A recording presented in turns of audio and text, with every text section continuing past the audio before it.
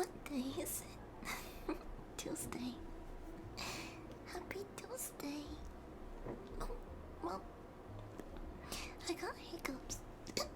Well, let me switch over the screen.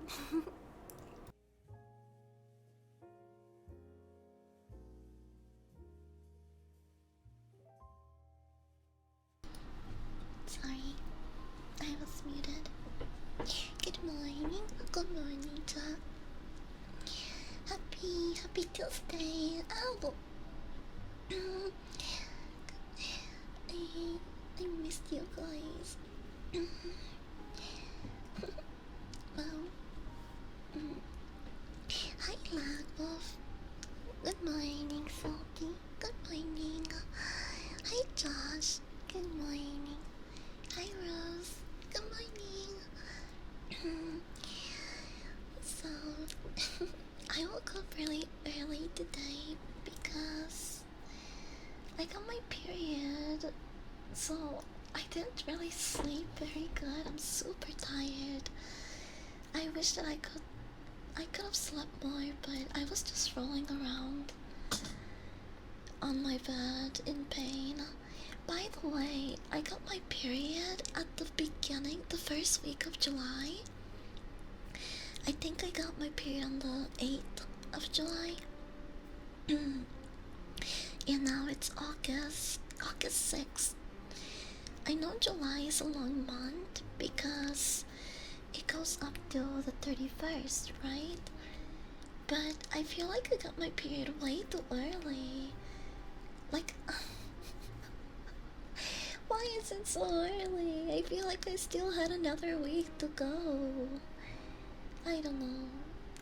I had a lot of random cramps throughout the night, so I didn't sleep very well.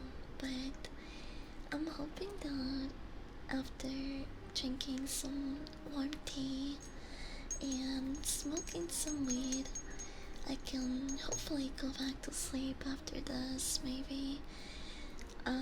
I did want to do an afternoon stream because I had stuff planned for Tomboy Tuesday.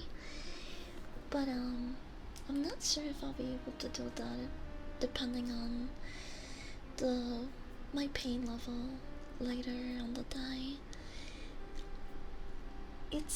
I think this period is gonna be really painful because I only just got it this morning and I'm already having a lot of cramps and pain.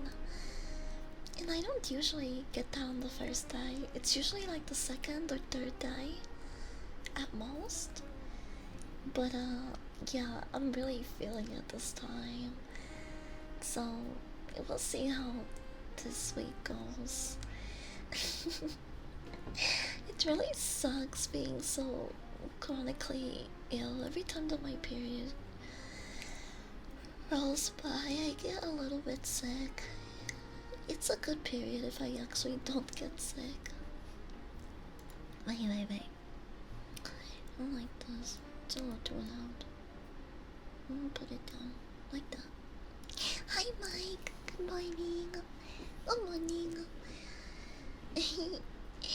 I woke up really early, but hopefully I can get some extra sleep after a stream. It's better that I got up and make tea and chat with you guys for a little bit instead of just rolling around in my bed full of pain. We don't want you to stress yourself, just rest and heal. Yeah, I know. You guys are very understanding. I don't feel pressured to like do a stream when I'm not feeling well because you guys are pretty understanding with everything. But still, I hate getting my plans ruined by my period or I don't know, anything that's like out of my power, I guess. I was lurking in Nasu's stream last night. I mean, yesterday. It wasn't at night, I think. I don't. Yesterday went by so quick. And Well, well. Ice boy wave. Thank you for the follow. Welcome. I was working in Naso's stream, and they started gardening, like yard work outside, and I could hear the machines and everything, and it gave me PTSD. I swear, these maintenance building and all these other people. What? I just got bombarded by balls and emotes. I still don't know how to turn that off. Thank you so much for the raid, Ice Boy Web. Welcome, welcome, welcome. Happy Tuesday. We're having a little morning job sheesh, and I'm just. This is kind of a selfish dream actually, because I was having a hard time going to sleep, so I'm trying to help other people relax and hopefully get some sleep. I don't know. Oh, you do ASMR. I'll follow you. You have a really cute model, by the way. I love the PJs. We're fellow PJ enthusiasts. I love that. Look. Nothing like a comfy pair of PJs. Thank you for the raid again. I hope you had a good stream. Mama, love ya. Welcome. Cheers. Not the PTSD, yeah.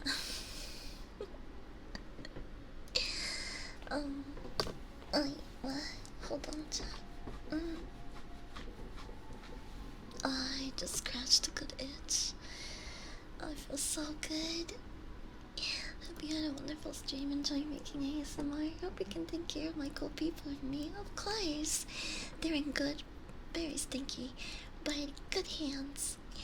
I will make sure that they stay nice and comfy with me. Thank you again for trusting me with your community. I hope that you can get some rest. I know streaming ASMR can be a little bit tiring.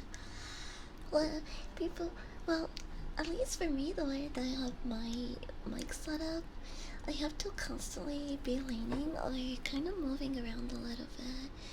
Whereas if I'm just streaming a game or anything else, I can just turn on my Blue Jedi or Jedi, however you say that word, and I can just tap away without having to worry so much about how close, like, far away I'm from the mic.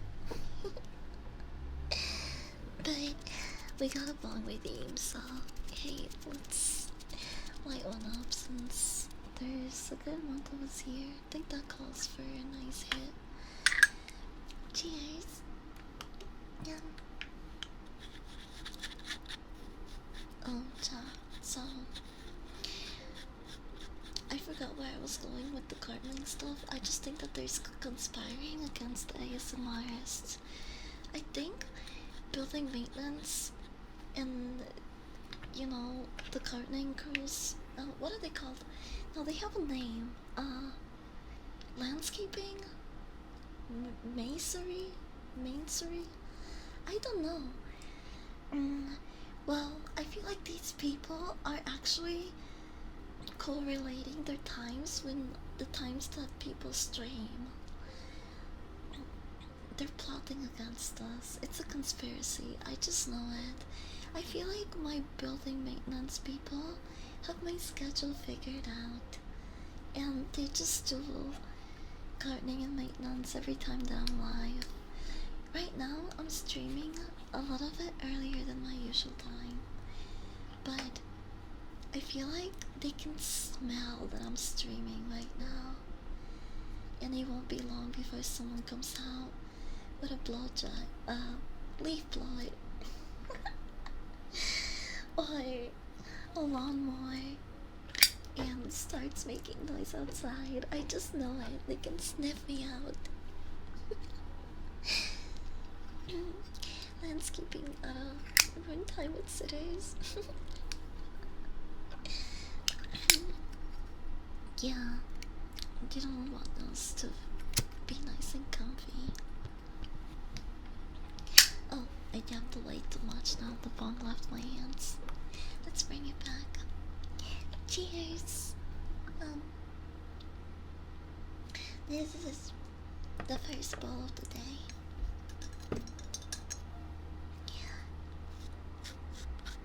I'm not grinding anything because it's already nice and grinded in my.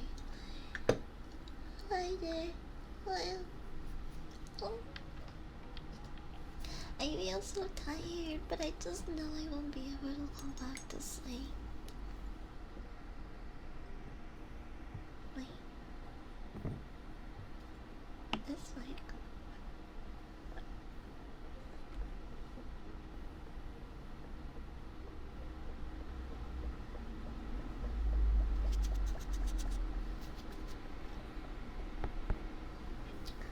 Oh, it does. Hold on. No, it's too much. Too much to come. What? Bah. I am a good demon. That's me. It was a good stinky chat. You guys like. Okay.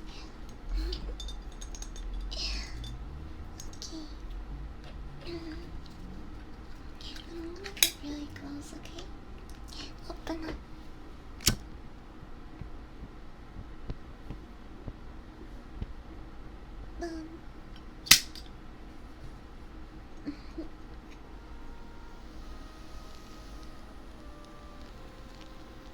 Cheers.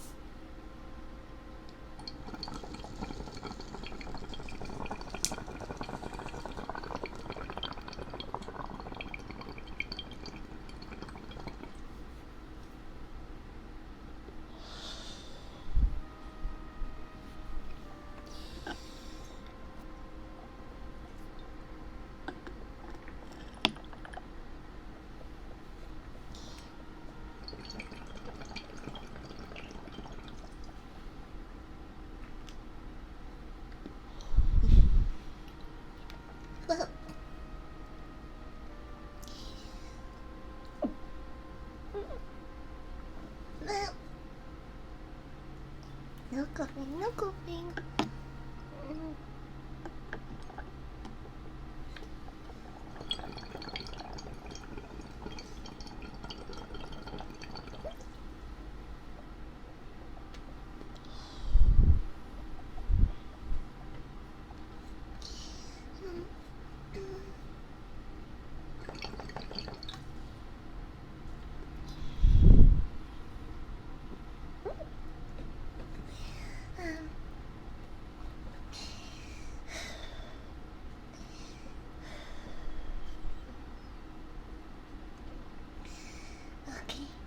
Okay. I successfully, well actually there's like a tiny corner there, but we pretty much cleared that bowl. But let's finish it.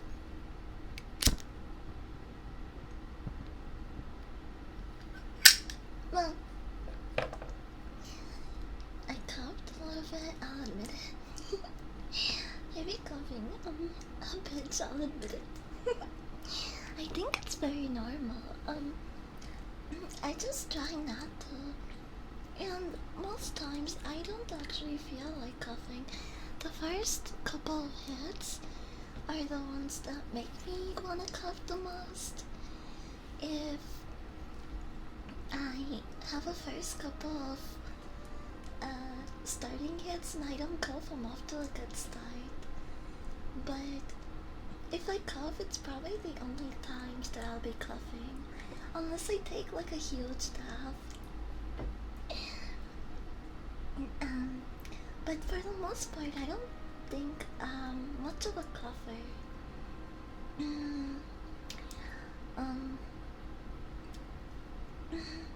Yeah, it's kind of funny because it's sometimes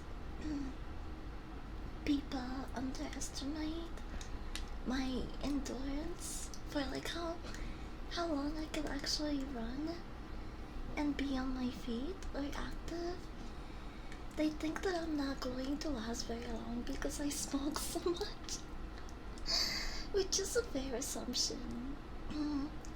But I don't smoke as much as I used to, and also even when I was chronically smoking pretty much all day, it was mostly dabs that I would take throughout the day, and I feel like dabs are, or I would need to research this to even say this. This is why I'm saying I feel like this is how it is, but I feel like dabs are a little more gentle on on your lungs because you're not burning plant matter. It like, you know, bud turns into ash, whereas dabs is a concentrate. It's concentrated THC that just dissolves. And so I think burning plant matter is actually a little bit rougher for you. Even though people have never had dabs before, I think it's a completely different deal for them because they're so used to smoking weed that the first time that they have a dab, they absolutely fucking die. I just smoke with y'all anymore, really. I still smoke alone, just nowhere near as much. Yeah, me too. I smoke the most on stream. I do it daily still, but throughout the day, and definitely not as much as I used to, because before it used to be like I'm smoking pretty much all day 24/7, like at work, in between breaks, between meals, before I go to sleep, when I wake up, before, I don't know, like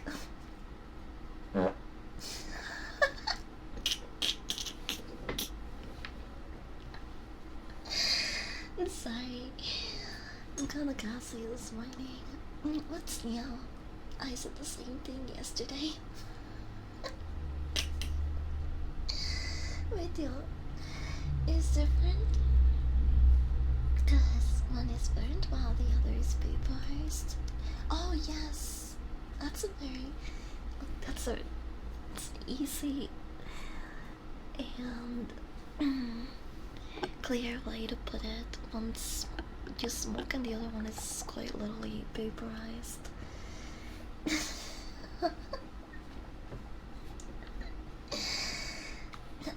You just know when a fight is going to feel so good leaving your body. And it was one of those moments for me. Speaking of doing gross things, it is Tuesday. It's Tomboy Tuesday. We should work on tone today. Although sometimes I just slip. It's just very hard to keep a deeper tone. I can't believe it used to be so much easier for me. Okay. I still have a corner of this last bowl. Cheers.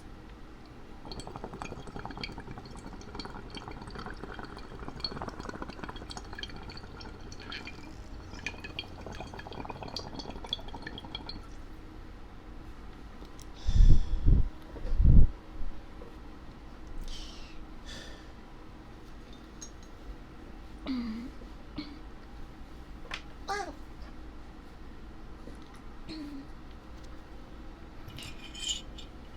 Okay, this should be really nice, especially for my tummy. If you want, I thought we were just chilling. We are. But Every opportunity that I get to practice my deeper tone, I shall take it. Hi Psycho, good morning. Oh, I still haven't caught up to Monday Night Raw, by the way. But I already saw a lot of spoilers on Twitter, and I can just tell it was a good night. You want some tea, chat? Oh, right. What? Did I say something weird? Oh, I didn't even know what I'm saying today. Mom, okay. I made chamomile ginger tea. And also one of my gingers was growing a huge root. So I cut it up and I put it in my garden. I hope it actually grows. I'm not sure how to grow ginger. Do you need a lot of sun for it? Is it mostly like a in the darkness root vegetable sort of thing? Maybe I should have looked this up before I planted it. I just figured, it's just gonna grow. Ginger is a heat-loving tropical perennial herb grown in its bamboo-like leaves in flavorful rhizomes. It is grown as long seasonal annual, but its warmest locations.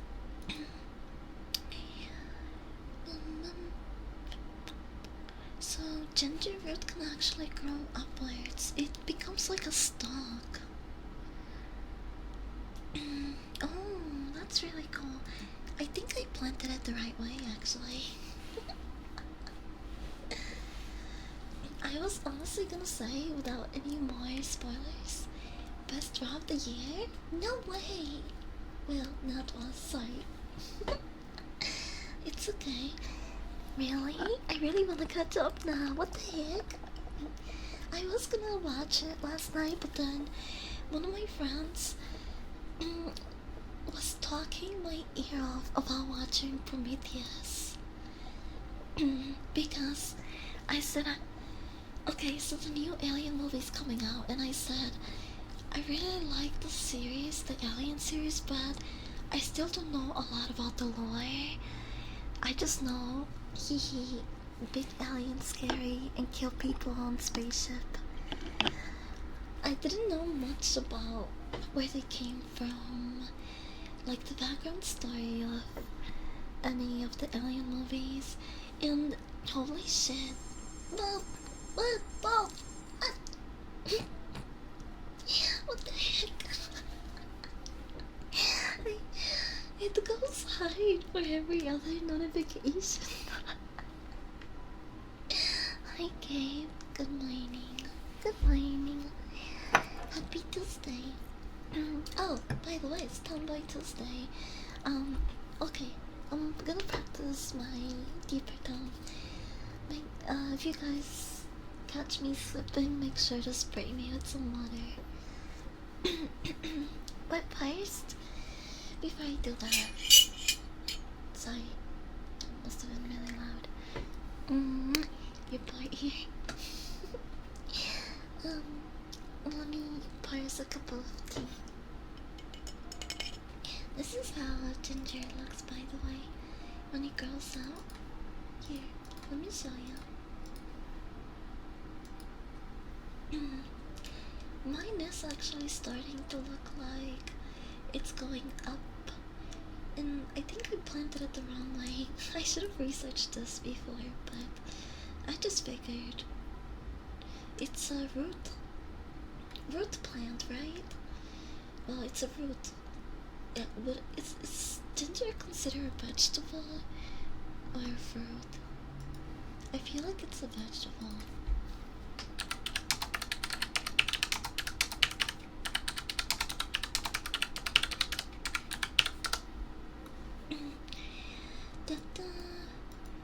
What?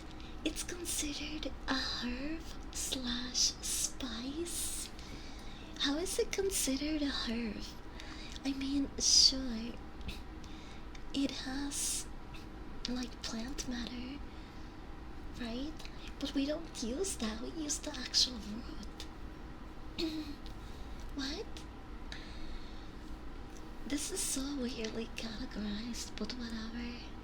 I don't understand what the requirements for certain categories are. Because there are root vegetables, but apparently this is a herb.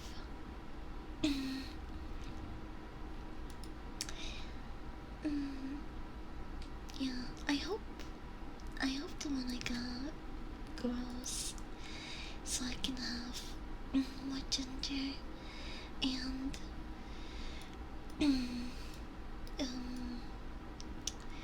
start a cycle of my infinite ginger glitch.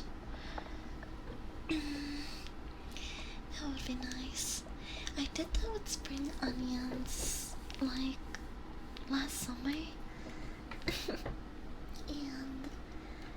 And I just kept cutting the spring onion as it kept growing, and that lasted me for a while until I stopped paying attention to it, probably because I wasn't eating a lot of ramen, and it died.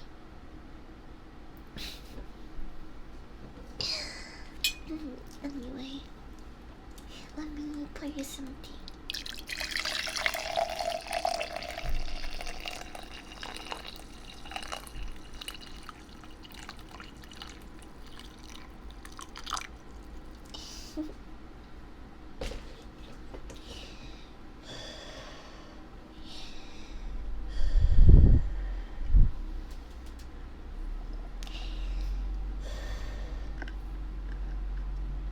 What?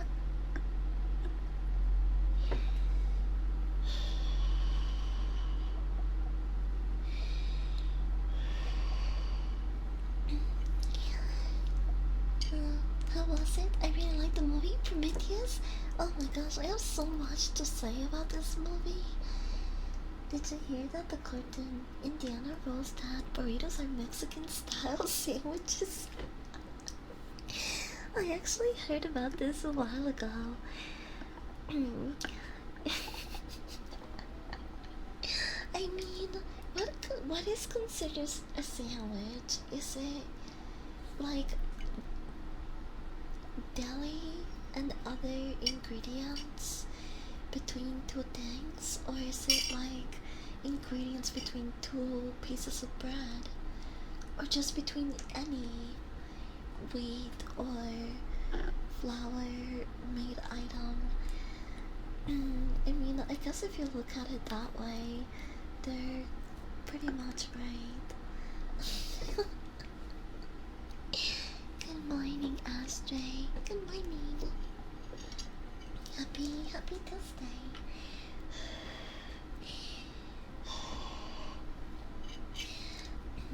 I was just pouring us some tea. Where's the honey? I know. Oh, yeah.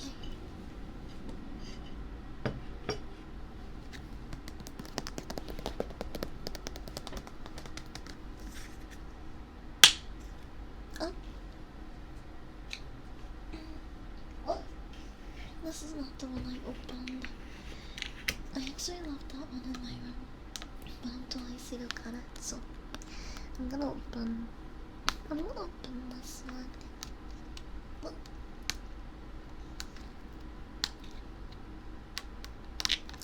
It's stuck. It's really in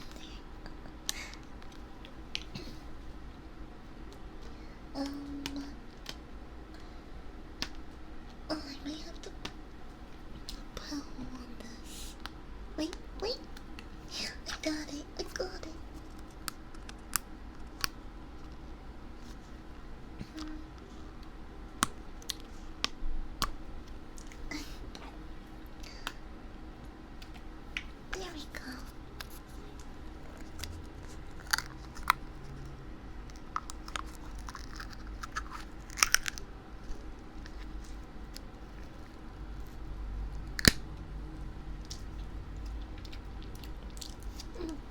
Yeah, it's nice and sweet.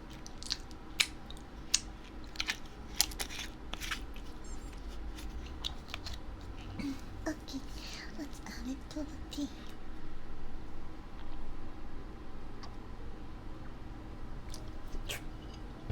Um, I might have put a little bit too much honey. Wait. Yeah, over here.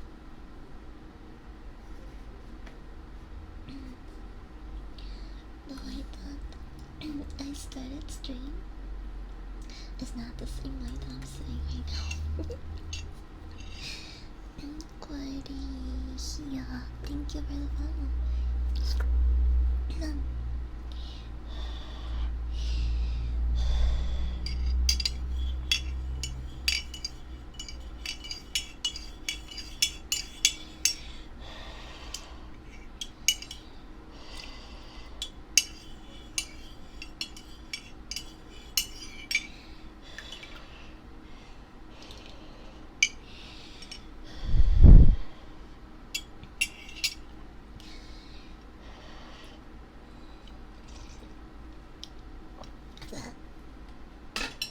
It's still so hot.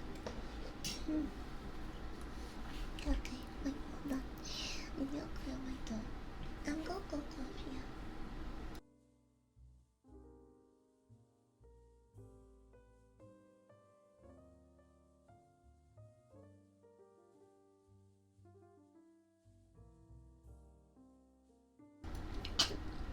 Blah. Blah. I'm gonna be liking. Make sure you hit Poopy this morning routine. Bye, Mike. Have a good morning, and I hope your workday goes by quick.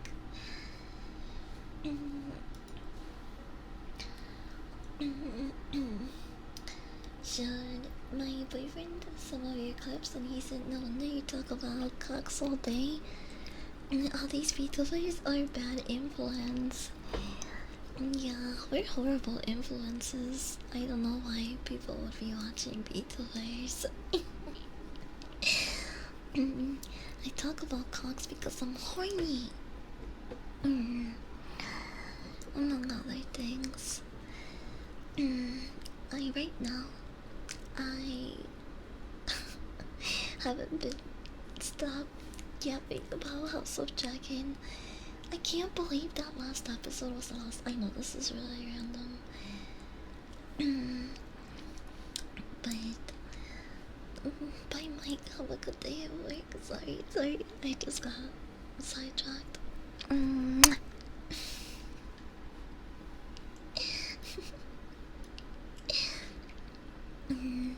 What did your boyfriend rate my burps?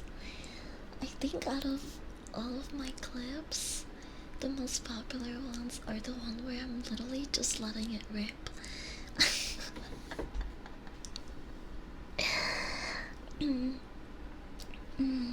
My puppy voice a great influence. What do you mean? I wouldn't say that. I'm a bad influence. So are you guys.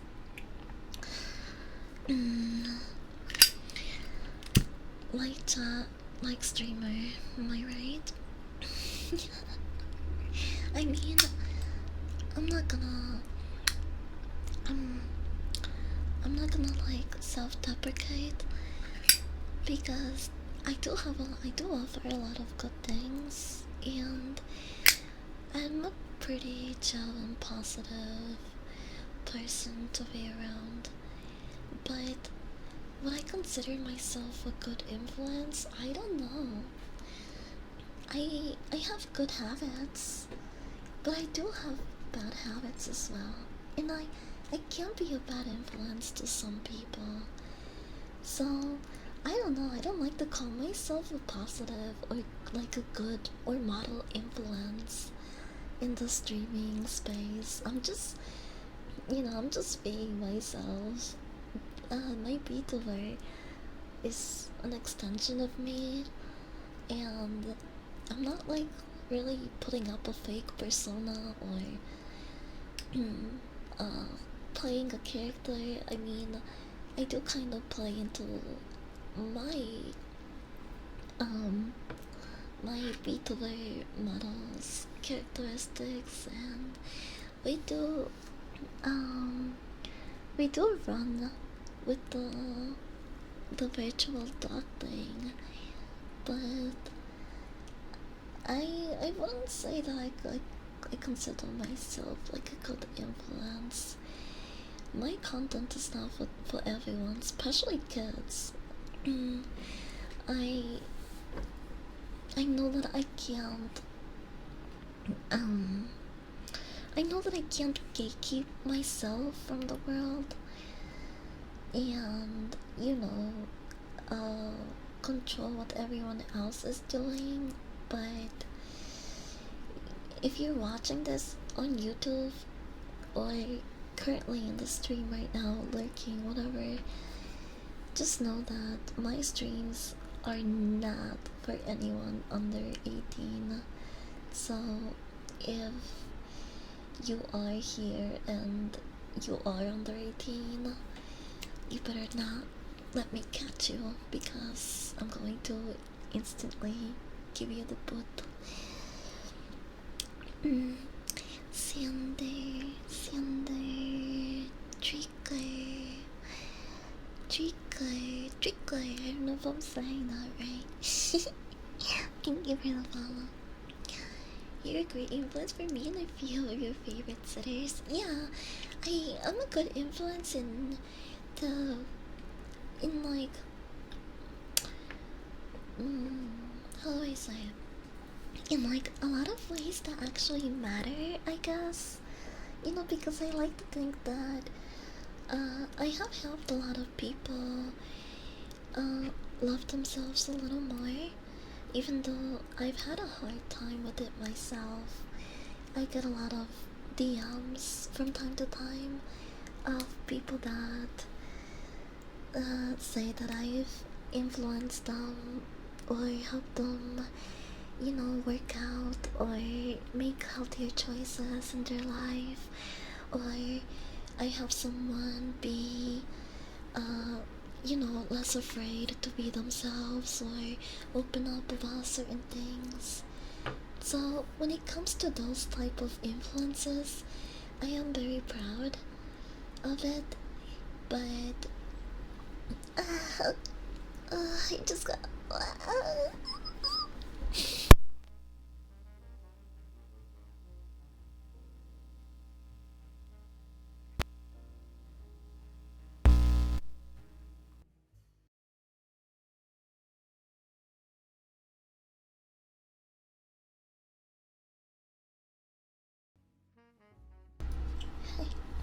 I'm back, my bad.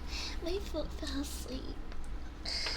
I, my foot fell asleep and it really hurt for a minute there. I'm still shaking it off. Step back just to say puppy's great. Oh, you guys are the best. I love you. And make sure you're being safe, Mike. Get to work in one piece, okay?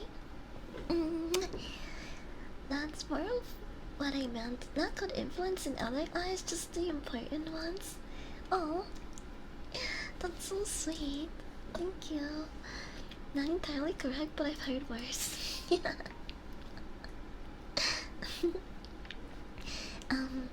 So yeah, I like to think that I have done a good amount of positive and negative influence. If I'm being real with you guys, not everything that I've shown you or put out there has been a positive influence, but I think it would be pretty, I won't say, well, I guess, yeah, it would be fake, and,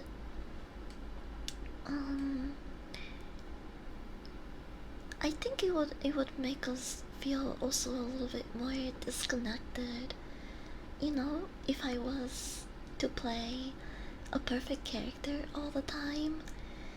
I think it would take away from just getting to know you guys and getting a little bit closer. But I'm kind of just yapping now and overthinking. Plus, I'm really feeling the salt right now. It's a really nice toasty eye. But going back to my earlier job topic, moving on from all the cheesy stuff. I hope I didn't get anyone sick.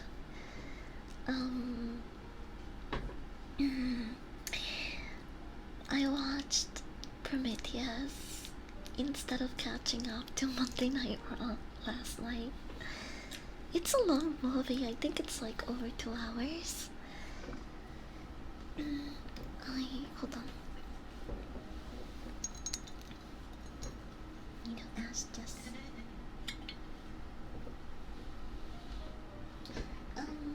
Where's the master? Oh, he's all the way there. You guys just have to scoot back.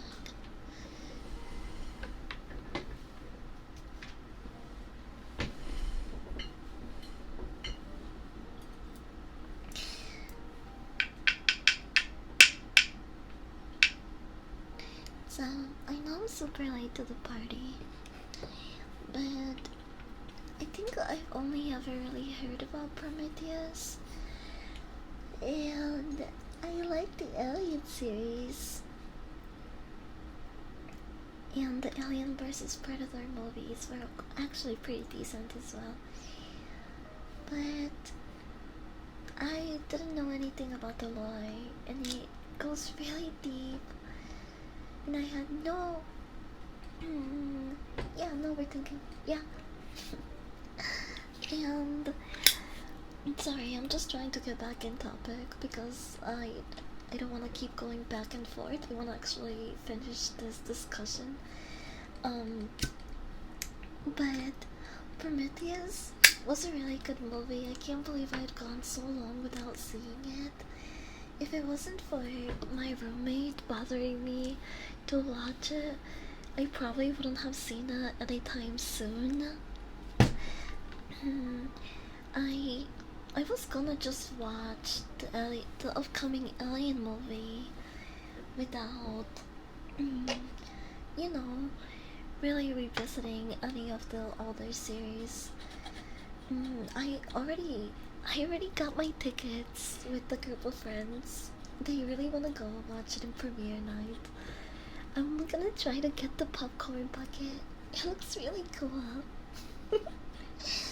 But okay, so from what I understood in Prometheus, the reason why the aliens were created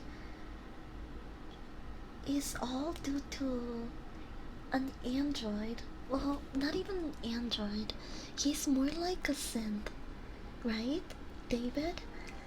Because I remember in the movie he was like dyeing his hair. He was dyeing his roots. So he grows hair, he could drink, eat. He had very, like, he had the ability to do a lot of human things. You could barely tell that he was a robot. And holy shit, the only reason why apparently we have aliens is because oh, I found a seed in my weed. Look, it's so pretty. Oh, I'm gonna plant this right now before I forget, because I will forget. Yours truly, Swayze. Good morning, afternoon. I hope in the right stream. Cheers. I'll talk to that. And holy shit, the seed actually looks really nice. Oh, you know what could have happened? I could have grinded it when I grinded the actual nug. That's how you ruin a good seed. Sometimes when you don't notice, you just grind them up. But I'm gonna put this in an empty. Oh fuck! Actually, that's where I had the ginger. I don't have a new. Oh well, it's okay. I'm gonna put it in my stash of seeds.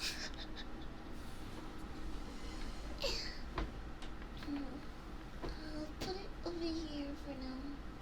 1, 2, 3. I have 4 seeds that I pulled out of my grinder. And they're going to be mystery strains, which I'm gonna get to rename. This will be fun. You're doing some chop? Yeah. Smoking on a little bit of daddy's lettuce. Which reminds me, we're in the middle of packing the next hit. But also,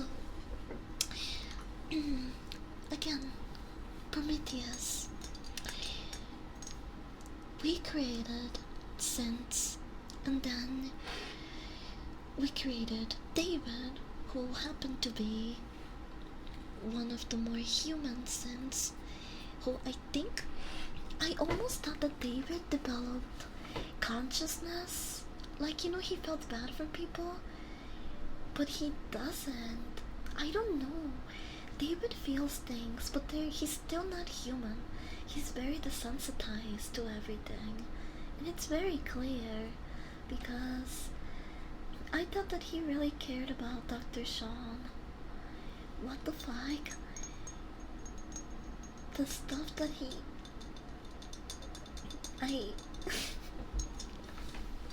fuck David. The reason why we have aliens and xenomorphs and all those different, actually, species of aliens is because we created David, who wanted to also be a creator and didn't like the way we treated him. And because of that, he started experimenting with the bioweapon slash black goo, which came in spore form. And that's when shit started going down, right? The reason why we have aliens is because of fucking David, who wanted to also play God. And he fucked around, and we all found out. We all found out.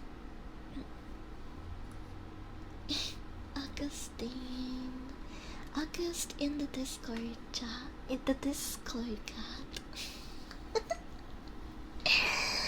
My bad, I'm dyslexic. Thank you for the follow though. Cheers. You came at the perfect time. We were about to take a nice bowl. Do you guys want to shotgun this? Huh? Open up. Say, here comes the salsa train. Bum, bum. Where's my lighter? Oh, here.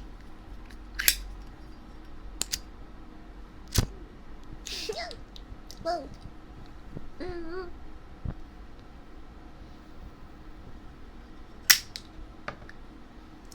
Cheers.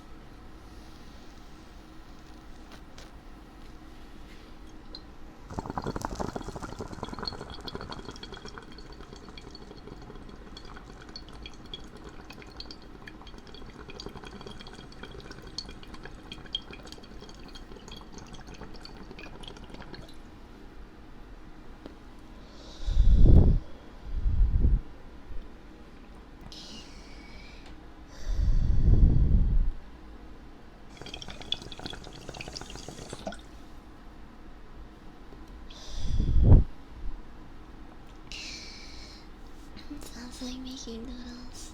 Noodles sound good. I think I'm gonna have kimchi ramen today for lunch.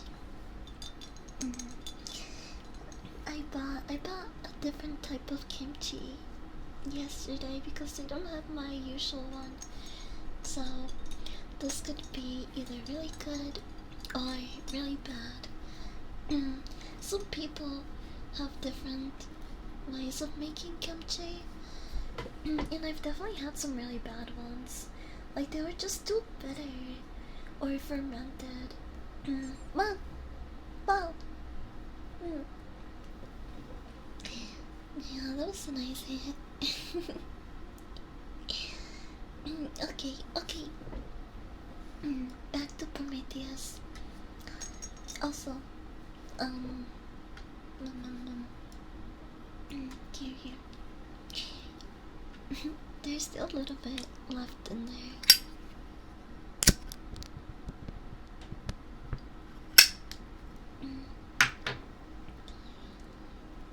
I've been saying that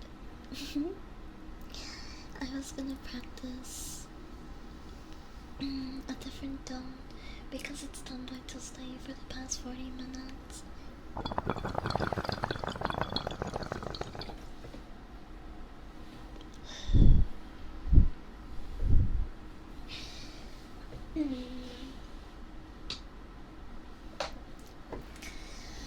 Damn, can I join you for lunch? So that ramen you make looks so yummy. It's so good. Today it's gonna be, I'm gonna try to like season it better to make up for the fact that I'm not gonna have any meat on it. It's gonna be kimchi ramen with tofu. The reason being just because I'm on my period, and when I'm on my period my stomach doesn't do good with like high fat stuff, so I won't have any pork or red meat, which is what I usually have with which is what I usually have with my ramen or pho, whatever. I like the stuff with the beef broth. Period? Vampires have periods? Of course they do. Why not? There's subcategories of fanboys. But today is Tuesday. It's Tomboy Tuesday. Okay?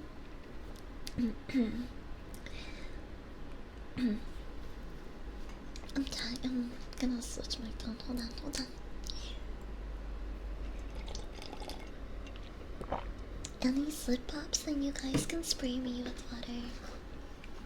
Okay? I mean, you can do that anytime, but that's a good way to kind of snap me back into it. We gotta be gentle with the little pup's tummy.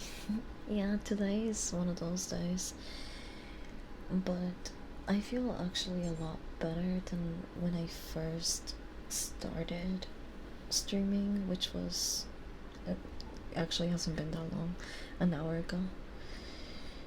I woke up in so much pain, and that's why I couldn't go back to sleep.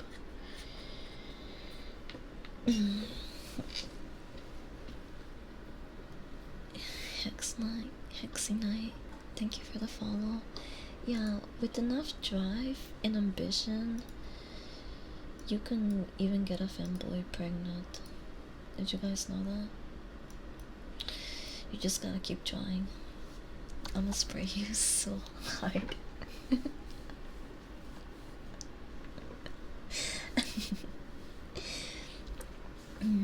But yeah, I believe in you, chat. There's nothing you guys can't do. As for me, I know my limits.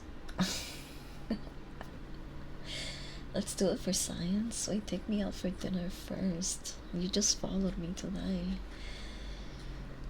It's great that we actually help with your pain scientifically. Yeah, because being around people that you actually like, or just being busy, helps a lot, so much.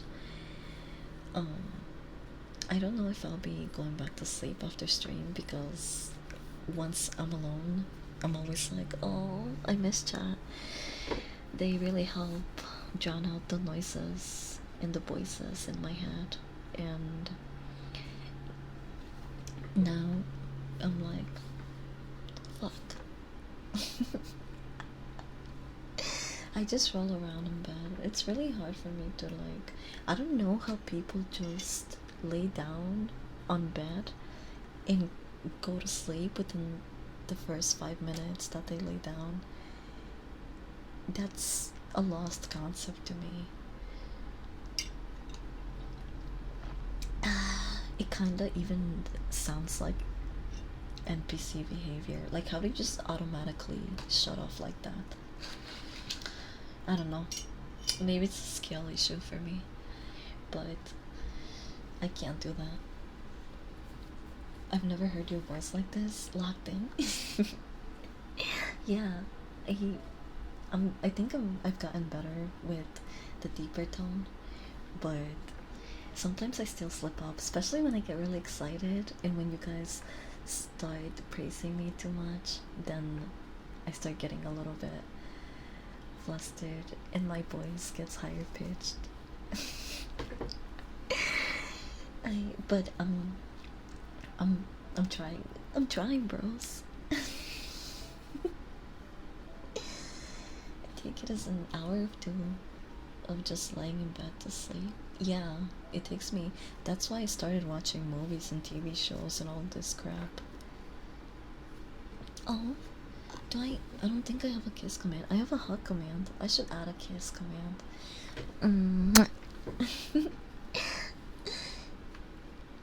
Bro, it takes me. Yeah, that's. I feel like that's normal.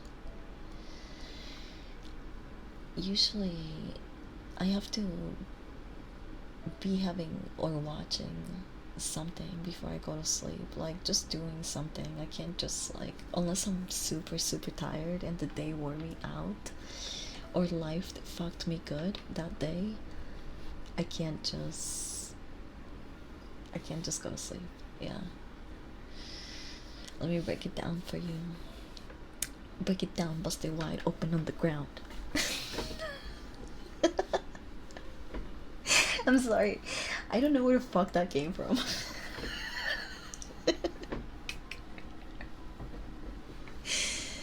Who let me have this much fun today? I think it's the lack of sleep, chat. B, sadly, it's not a normal behavior. We are the freaks. Like chat, like streamer. The song you listen when breaking down weed.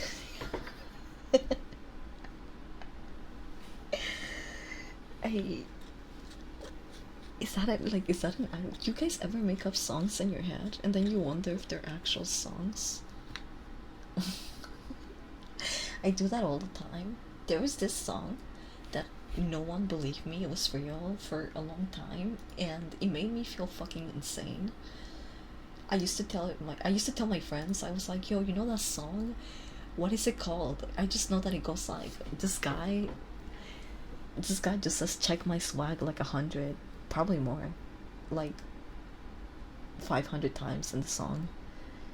It's just a song that of some dude that would go like check my swag, check my swag, check it, and it was really stupid and catchy, and like, I don't know, I thought that I made that song up, but one day I found it again and I was like, holy shit,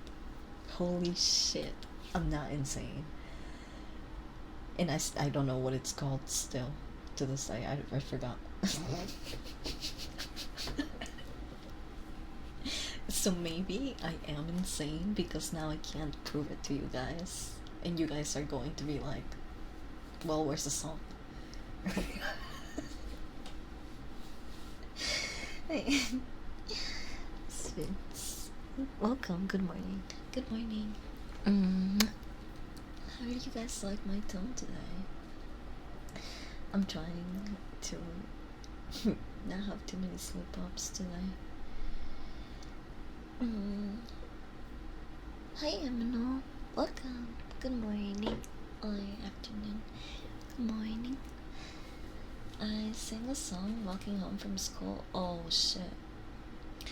When you come around the corner, I'll be dead over in a different tone sound. I was reciting a Western song. I do that to the point I actually believe it, and I look forever for a song that doesn't exist, or maybe it does. Yeah, I mean, sometimes you come up with like bangers, but you have no musical talent. I That's how I feel. Like sometimes I make up songs in my head or things to remember things. Ooh, I one thing that I really find myself doing very often that I don't know if a lot of people do, but it's not uncommon because I've talked about it with other people before.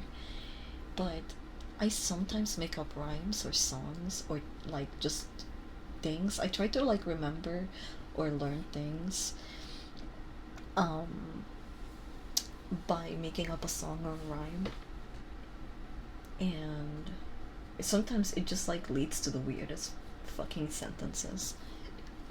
Um, burp warning. I'm gonna burp.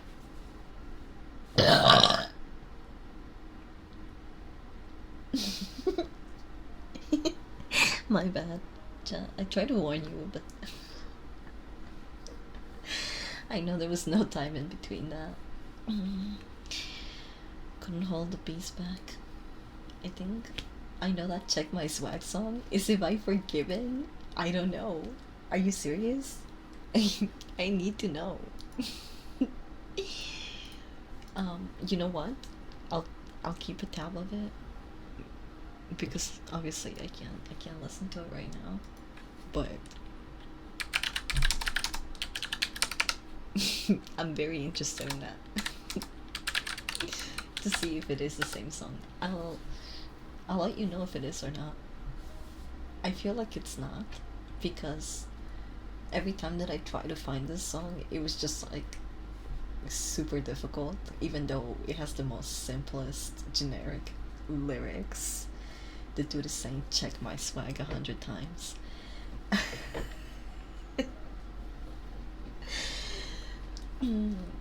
But hey, it might just be what I'm looking for. Um, your tone is always really good, but I'm biased because I like you. Yeah, that's true. Mm. I hope that you guys aren't biased to the point where, um, to the point where it like clouds your judgment, and you guys never give me any shit for saying certain things because sometimes streamers need to be humbled, you guys. Like just people in general, not just streamers actually, just people as a whole need to be told, hey, maybe don't say that, or like maybe that's kind of out of pocket, or like um that might have not been the best move, or something like that. Like I don't ever want to be surrounded by a group full of people that are just like there to agree with me, or like say yes to everything, or basically I'm basically saying glaze me, but don't glaze me 24/7.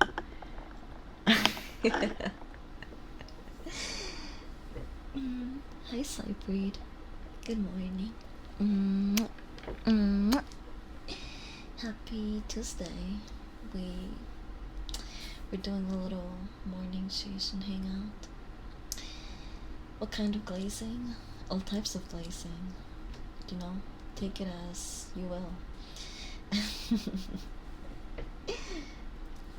I'm not complaining, but I also don't want to lose myself in the glaze, in the sauce.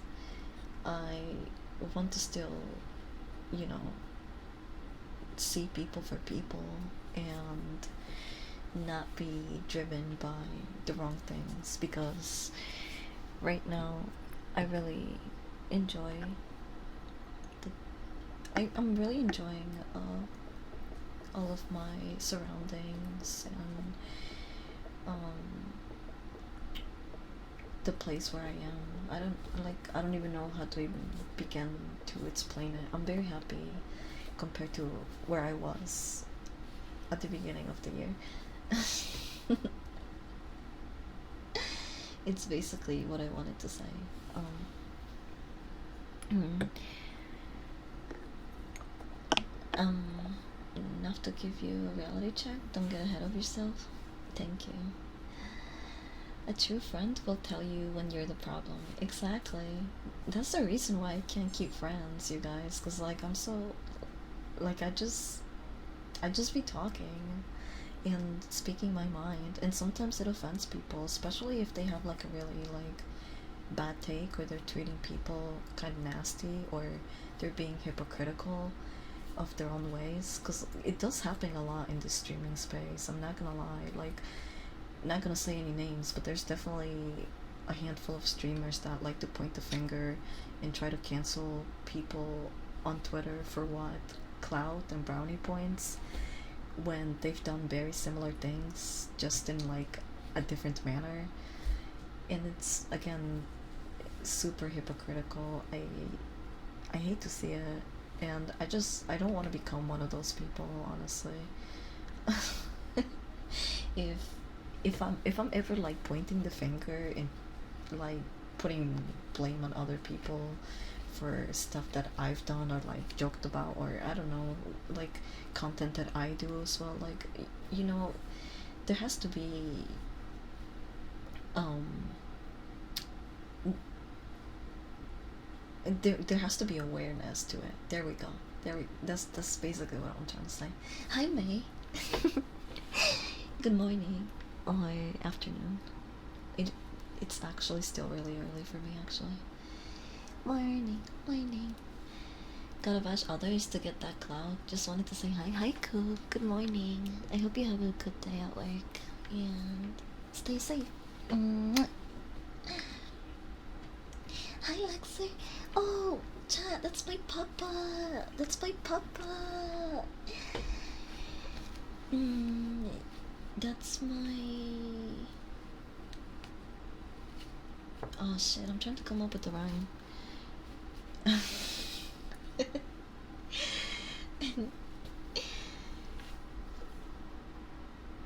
Oh, that's my mister from another gister? No, that sounds wrong. Child, that's horrible. It sounds like. You know what? Never mind. I'm not even gonna finish that thought. I'm so sorry you had to hear that.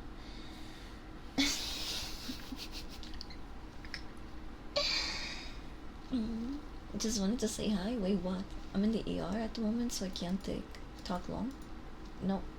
Uh, Coop works in healthcare, so I don't know if they're like. Don't worry about them. I think they're fine. Is what I was trying to say. One time, he's our father-in-law. Oh my god, Chad! No, stop! You're embarrassing me.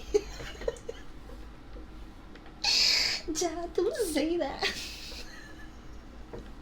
I mean, it is true, but not like this. Not like this. The last time that I introduced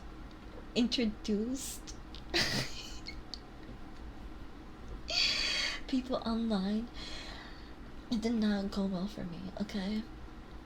But you know, for some of us, I think we are at that stage. So yeah, that is my papa. Chat, say hi. Be nice to them.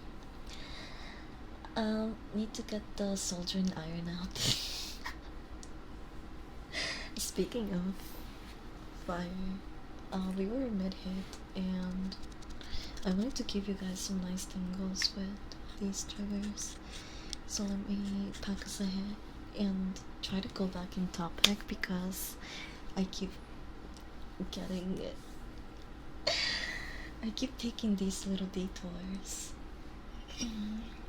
Here, let me get you a cup of tea.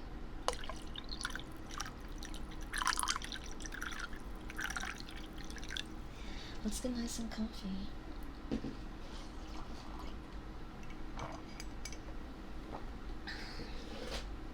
Okay.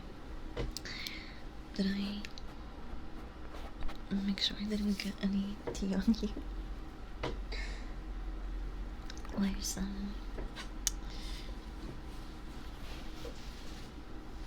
hold on. You might hear a very close tap just because I'm trying to keep your ears dry.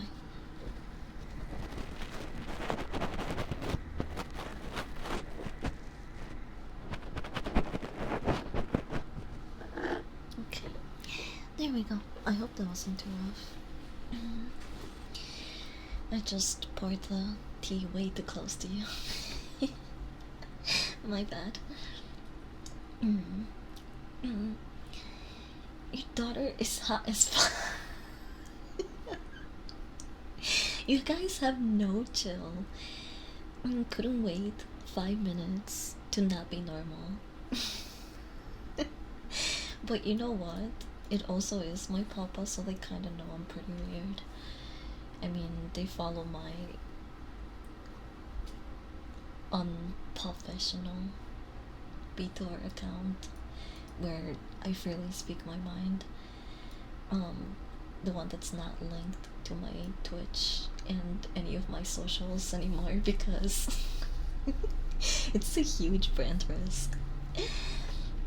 But I try to just be less active on Twitter overall because that website fucking pisses me off. But anyway, back to Prometheus, right?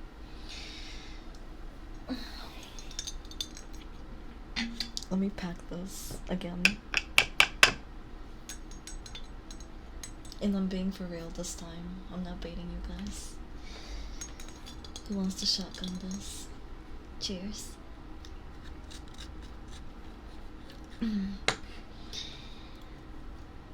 Okay, so I'll try to stay in track and finish this topic of conversation. But I watched Prometheus for the first time ever last night, and holy shit, it gave me so much lore and background information to what like the aliens and xenomorphs actually are.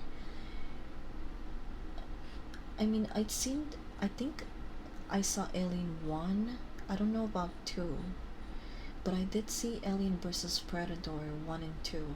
I think, I don't know if there's any more movies, but that was basically my knowledge and the extent of alien media that I've seen.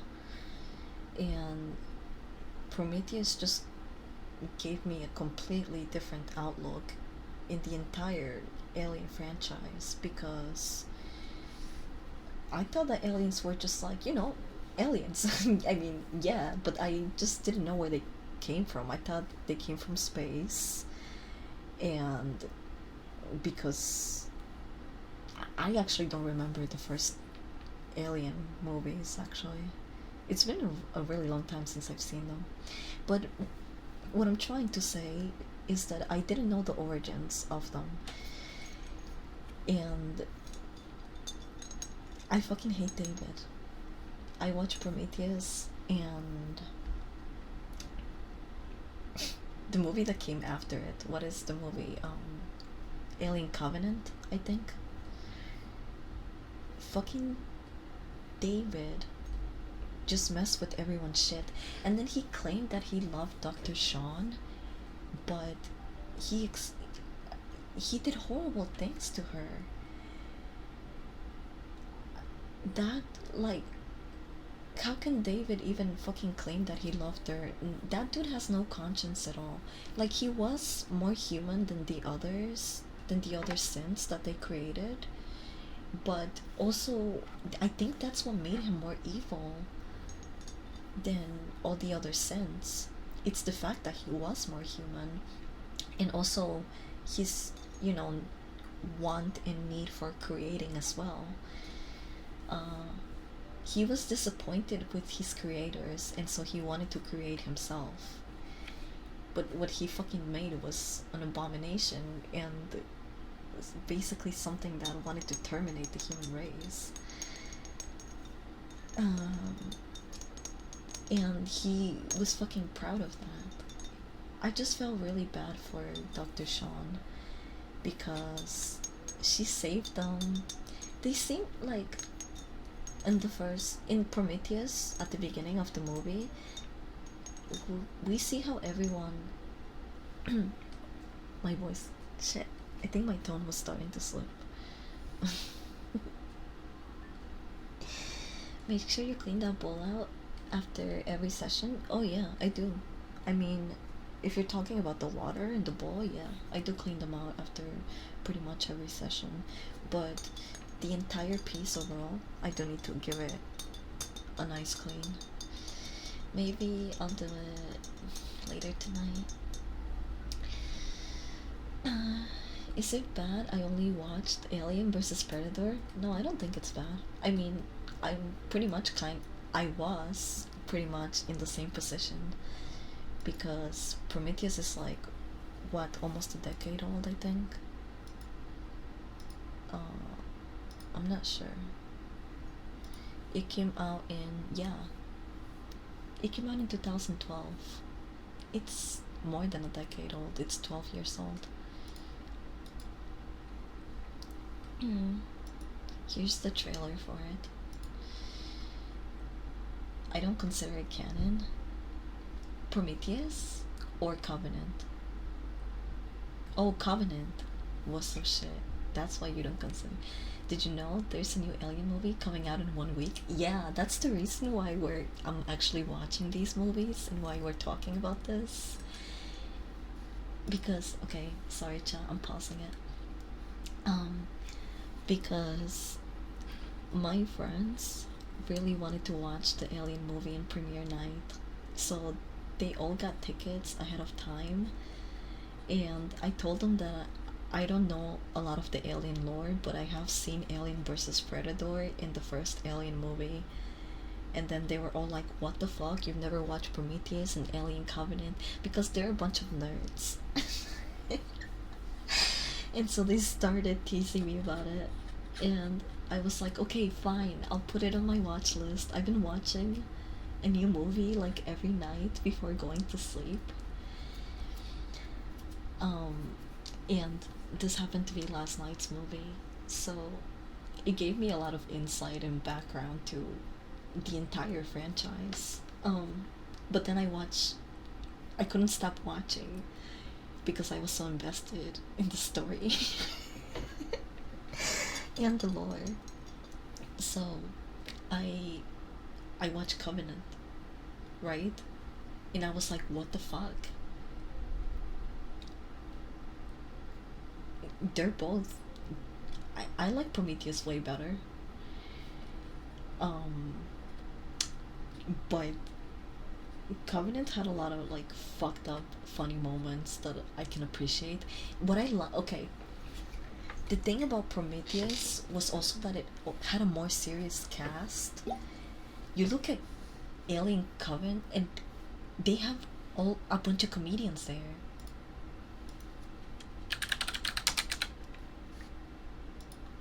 Look. Okay. Let's look at the cast first of all. James Franco as the fucking captain that like gets super cooked, well done at the beginning of the movie. We have Billy Crudup, the guy from the morning show. Are you fucking kidding me? I just like, it's so funny seeing these people in this movie because it's supposed to be a serious film. Oh, not to mention we have fucking Jussie Smollett. Isn't this the guy that faked the MAGA kidnapping? Do you guys remember that? That was so fucking stupid. Like, he's like, they have all these fucking actors here. Like, I just can't take it very seriously. They have Danny McBride, who I fucking love. I think this dude is a comedic genius, but he's not meant for like certain roles. I'll be honest about that. I love you, Danny, but I don't want to see him in like a horror movie. I just can't take it seriously. Um, and it was really funny and nice seeing James Franco getting hauled off because he got deep fried in his pod. That was pretty cool.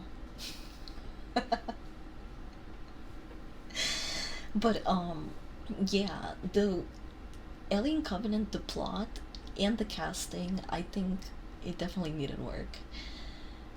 Prometheus was way better in my opinion, and I like that theory of like having a higher being create life, like coming to an empty planet and creating life by giving themselves, like it's like a ritual, I guess. They become part of the world that they create by integrating themselves with the environment, I guess. And I thought that was a really cool concept. Um, and I wish that in the second movie we'd also gotten more information about the engineers. Well, but so they died not even from the aliens.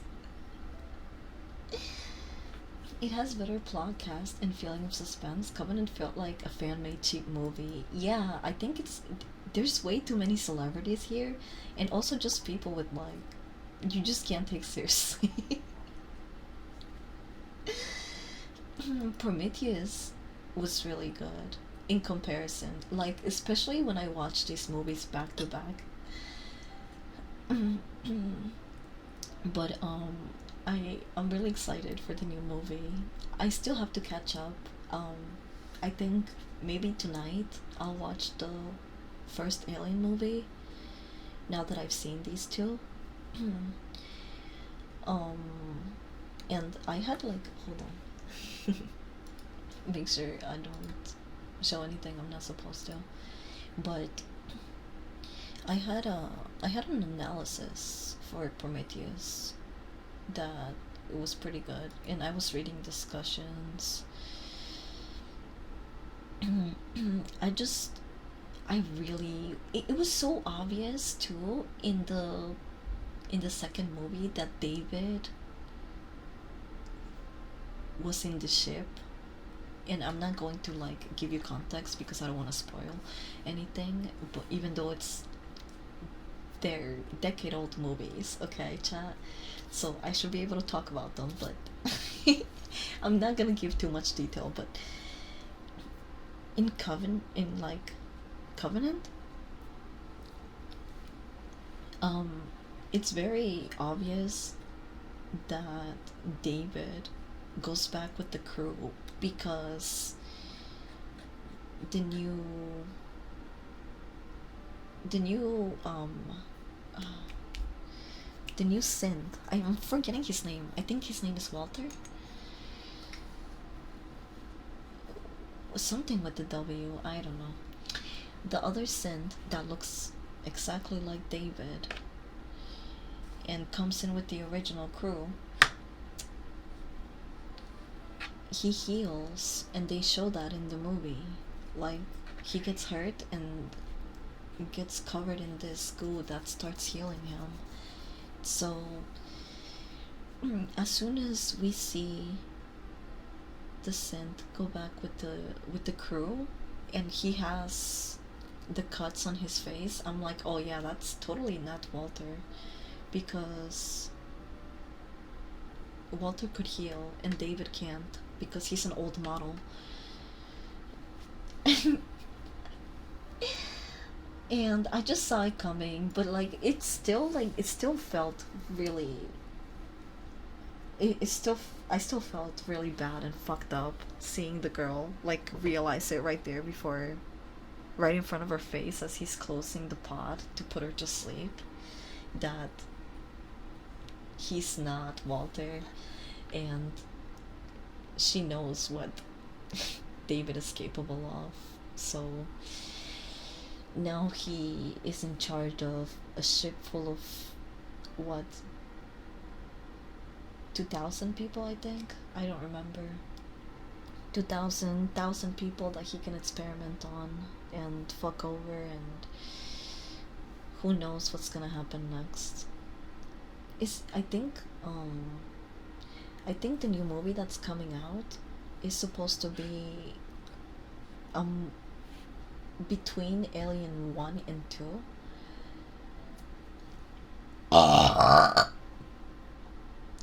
My bad. Chat, sorry. I couldn't warn you about that. I wish I could, but it just came out. I think I heard an alien. Seems like the new movie is gonna be closer to the first movie.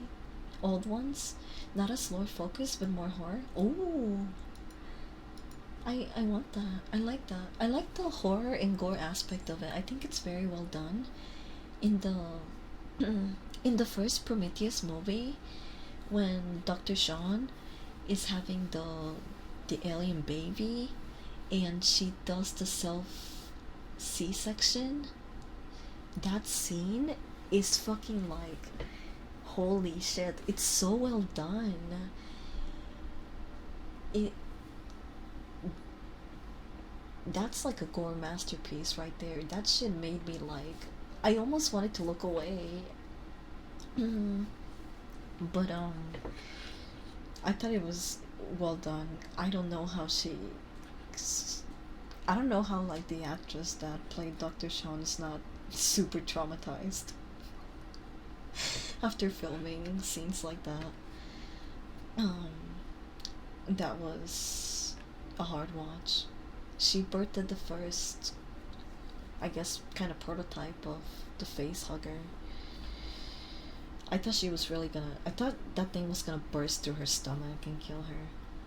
But she was such a boss, holy shit. But that scene was a hard watch. But I do want to give it props to the horror and gore aspects of all of those movies. I think they're really well done. The new one seems like we're going back to our roots. Hell yeah. Falcon Reaper 1203. Thank you for the follow.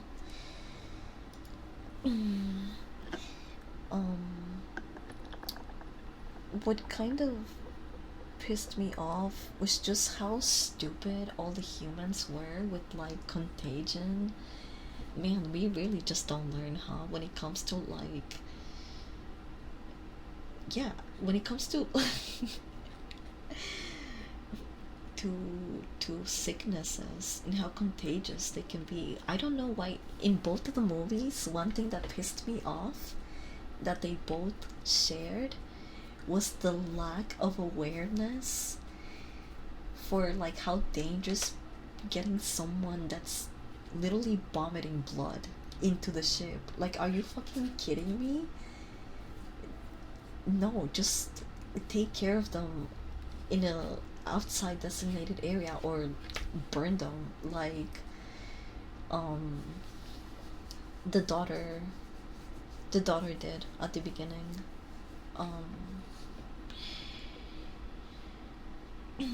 Hold on. Let me go through this really quick.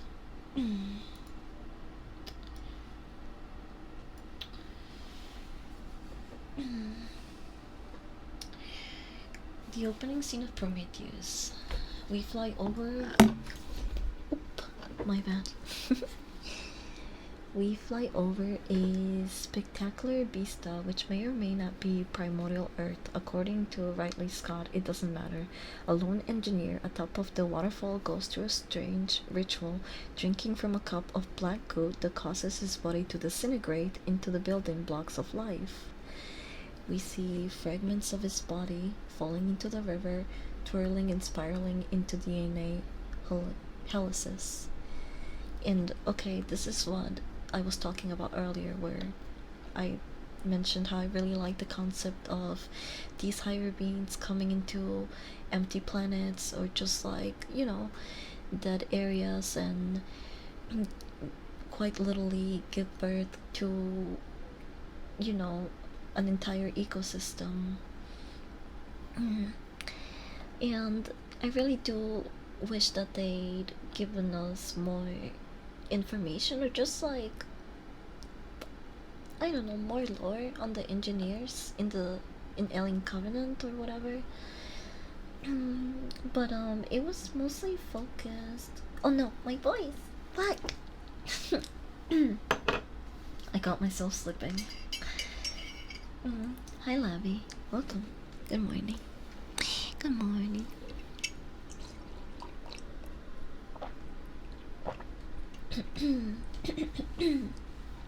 Okay.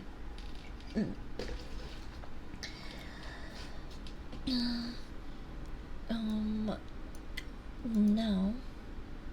No. Can we find a god in human history who creates plant life through his own death and who is associated with the river? It's not difficult to find several, but the most obvious candidate is Osiris, the epitome of all the Fraserian dying gods. And we wouldn't be amiss in seeing the first of the movie's many Christian allegories in this scene either. The engineer removes his cloak before the ceremony and hesitates before drinking the cup full of genetic solvent. He may well be thinking, if it be thy will, let this cup pass from me. So we know something about the engineers, a founding principle laid down in the very first scene, acceptance of death, up to and including self-sacrifice, is right and proper in the creation of life. Prometheus, Osiris, John Barleycorn, and of course, the Jesus of Christianity are all supposed to embody the same principle. It is held up as one of the most enduring human concepts of what it means to be, quote-unquote, good. Seeing in this light, the perplexing obscurity of the rest of the film yields to an examination of interwoven themes of sacrifice, creation, and preservation of life. We also discover through hints exactly what the nature of the clash between the engineers and humanity entailed. Oh, sorry, you know what? I forgot to go back to this trailer. Here, I'll put it in the background because I actually really want to read this too. The crew of the Prometheus discover an ancient chamber presided over by brooding solemn face in which yearns out onto the same black substance that are kept. A mirror on the wall presents an image in which, if you did asked earlier on, you would recognize instantly the life giver with his abdomen torn open.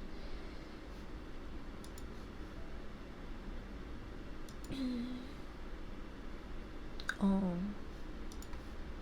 they're talking about this image. Oh.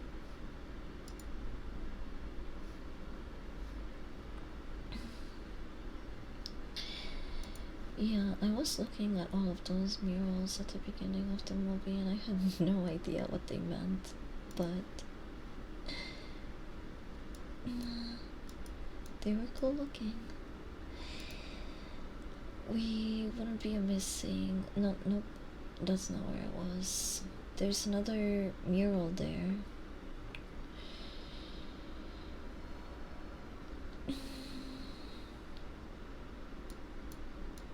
Chat, I lost where the fuck was I reading? There's so much on this analysis. Holy shit. Which shows a familiar xenomorph-like figure. This is the destroyer who mirrors the creator. I think. The avatar of supremely selfish life, devouring and destroying others purely to preserve itself. As Ash puts it, a survivor unclouded by conscience, remorse, delusions, or morality. Morality. Morality.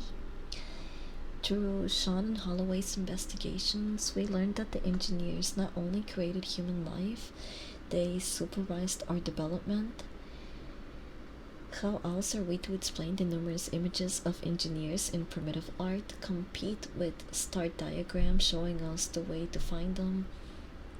We have to assume then that for a good few hundred years, they were pretty happy with us. They could have destroyed us at any time, but instead, they effectively invited us over. The big pointy finger seems to be saying, hey guys, when you're grown up enough to develop space travel, come see us.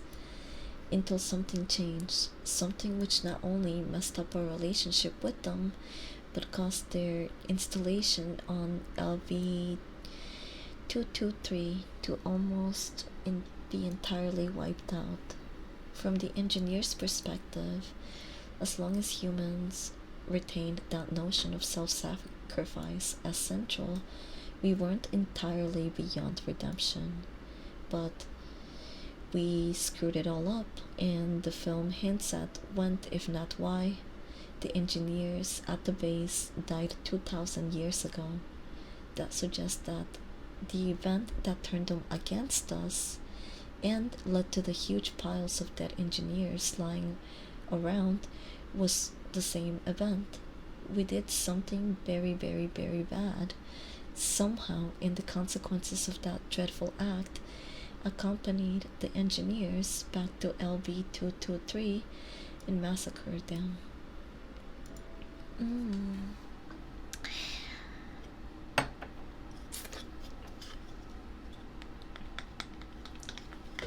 Learning more with Pep makes me want to watch them again. Yeah, maybe we should watch the Alien movies together. Alien 1 and 2.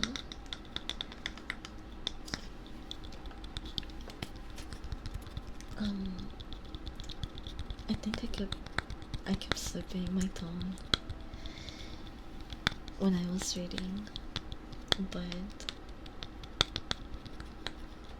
for overall, I think I've done pretty good. I got a little bit too into that analysis.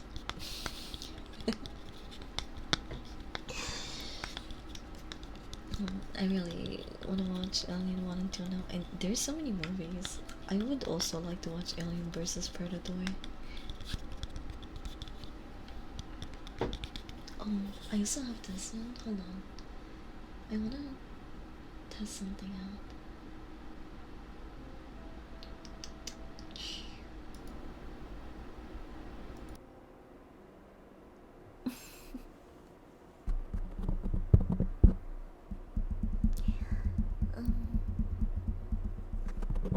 Is this too high?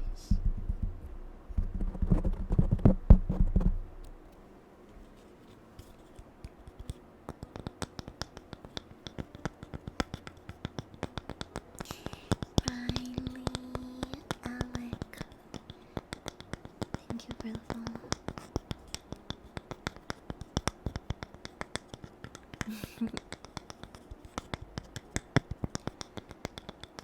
I think this one is supposed to sound a little different. I set up two audio sources, so I can switch between mics.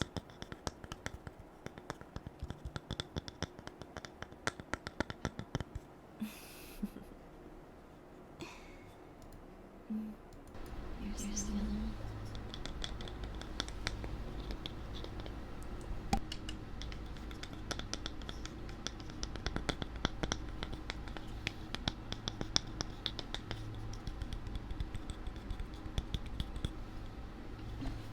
Oh, could also do here.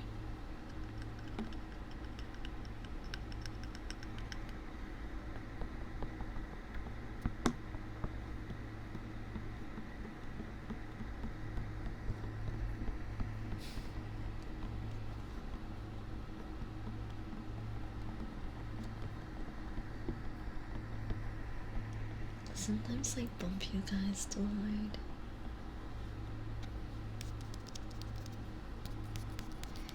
I need practice on is being more gentle sometimes.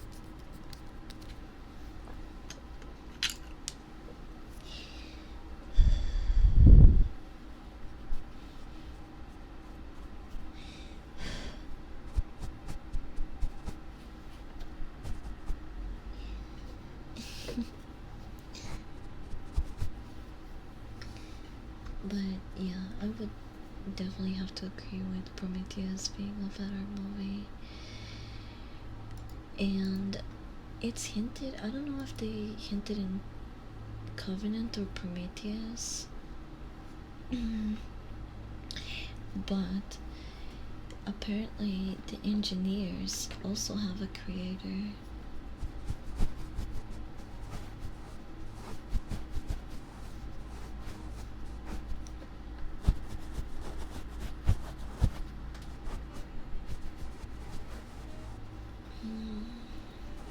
So the lore goes really deep.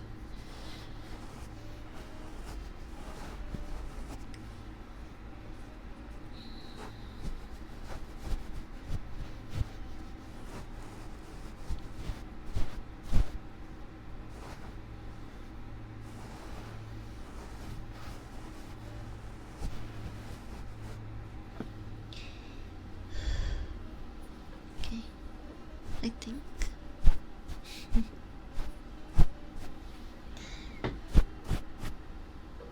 I got it. I put on a cover, a fluffy cover on your ears like this, and all of the fluff got stuck in the ears, so I had to brush it off. There's so much.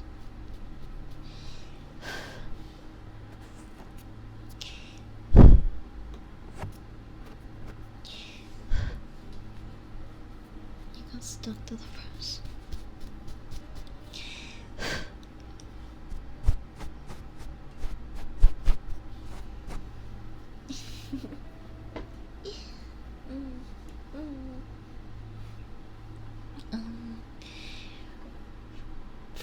Okay, so engineers created us. They got pissed because we did some fuck shit, and then they made a bioengineered weapon so that they could get rid of us. And it's just a classic story of people meeting their maker, like quite literally and figuratively, I guess.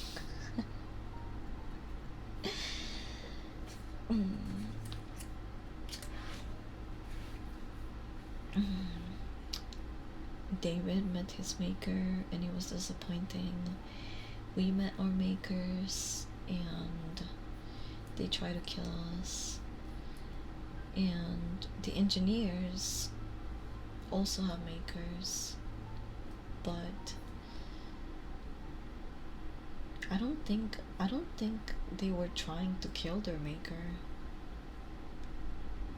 I think they were just disappointed in what they made and trying to get rid of it, and they fucked up. Prometheus trailer, yeah, I watched it for the first time yesterday, so I'm still kind of not over it. I'm digesting everything, especially because before I watched the movie, it was just hee alien, funny, gory space movie. And now I'm just like, holy shit, there's so many levels to this.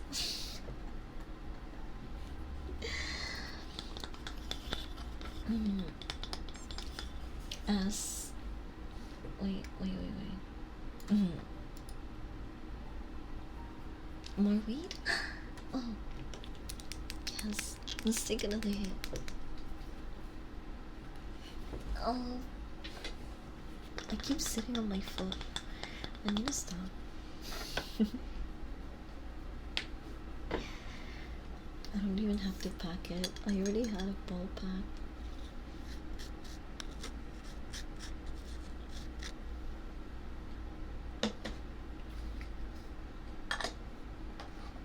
Cheers.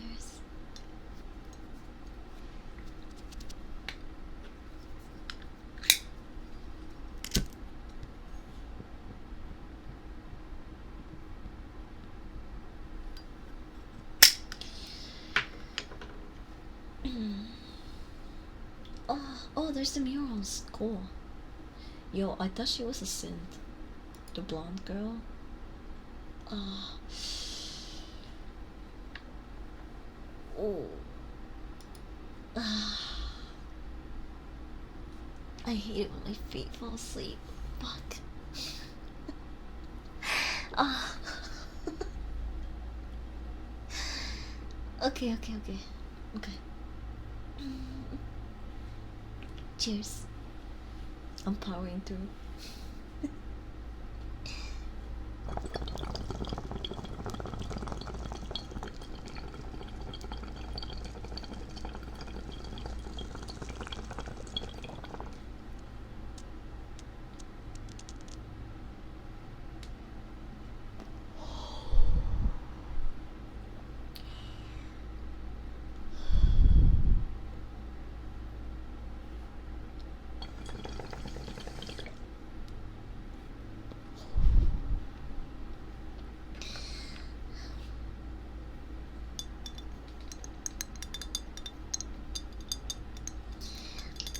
She definitely gives off that vibe. Yeah.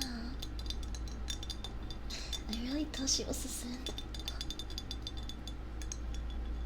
But she's just she just really has a lot of daddy issues.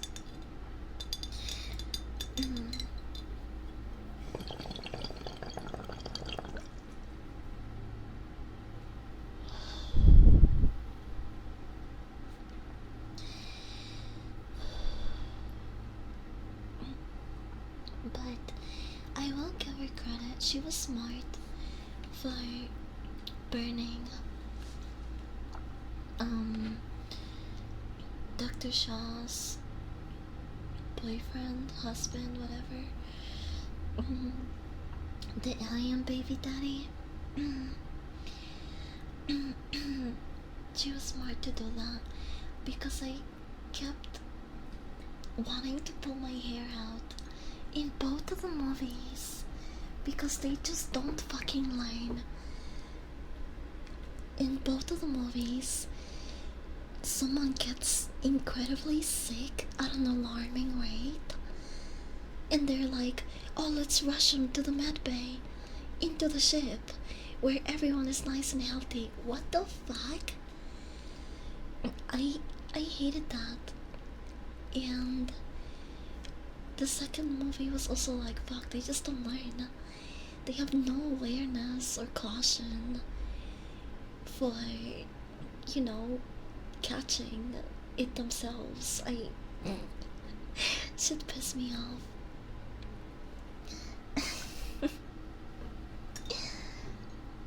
Oh, my tone, sorry. I caught myself. It's Tomboy Tuesdays. Yeah. I'm practicing, I'm trying, bros.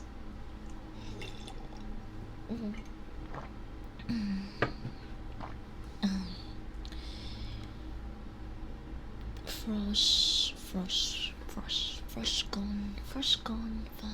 Thank you for the follow. I still need to catch up to some redeems, my bad. Can I bring you closer for some lickies? Oh, wait, do you guys hear that? You guys can hear that, right? They're gonna start yard work. It's 10:30 a.m. Why would they start this early? I swear they can smell it in the air every time that I'm streaming. They need to be doing something.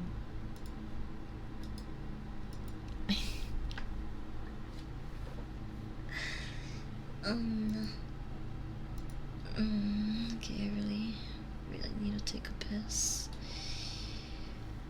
While I do that, ooh.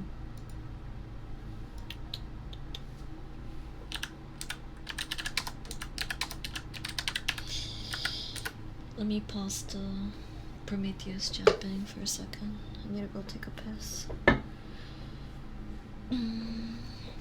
And I'll use this also as a chance to run pre-roll ads so people don't get interrupted when I do come back, because we're almost at the second hour point where they force another ad, so I'll just give you guys a heads up. And we should be okay when I come back.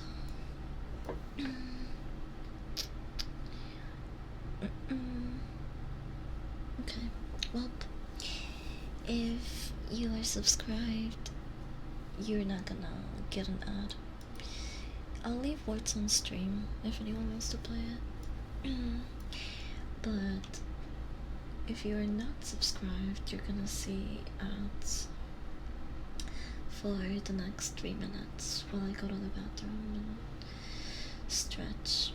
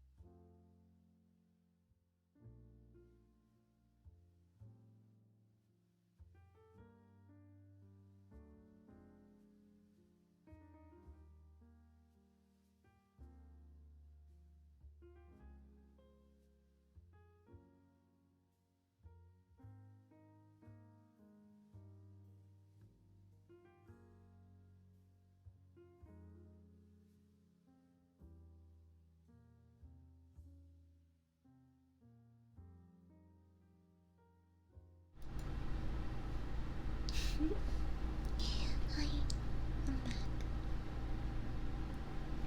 Mike, you did really well.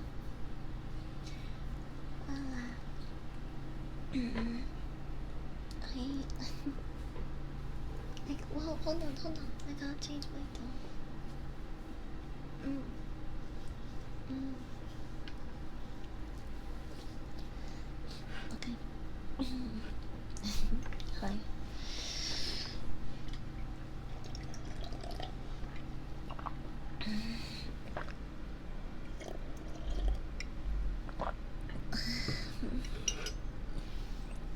I missed you guys too. Longest piss ever. I think I have something in my eye. Hold on.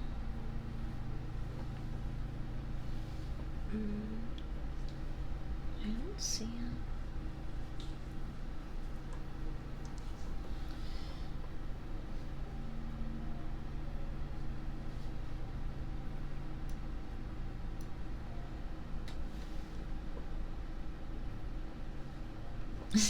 Is this unsettling, chat?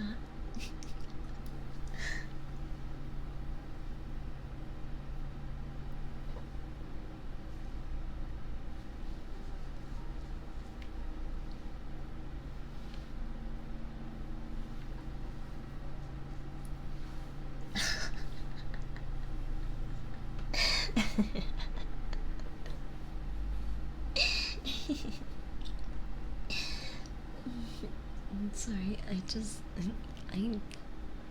had something in my eye. I don't know if I do anymore. But I rubbed my eyes to the point where they kind of teared up a little bit. And I think it pushed whatever might have been there, but I don't know. Oh, I can still feel something in my left eye. Wait, hold on. Chat, I'm gonna go to the bathroom. I can't really see. I'm looking at the camera for my tracking, and I don't see any hair or anything, but my eye is really bothering me right now. I'll be right back. I'll put the BRB screen back on for a second. My bad.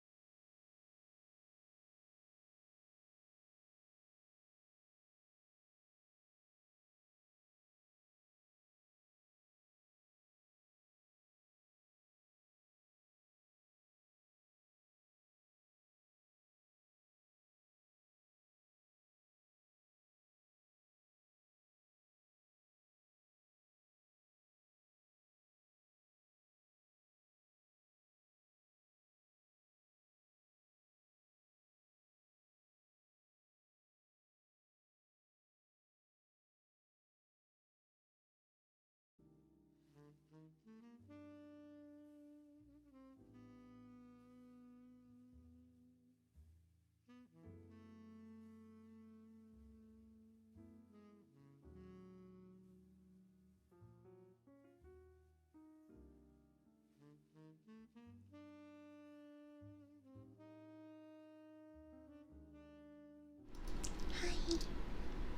I'm back. Wait. Here we go. I was so close. Some of these are way too fast. No, no, no, no. Whoa. Hi, CJ. Good morning. Good morning.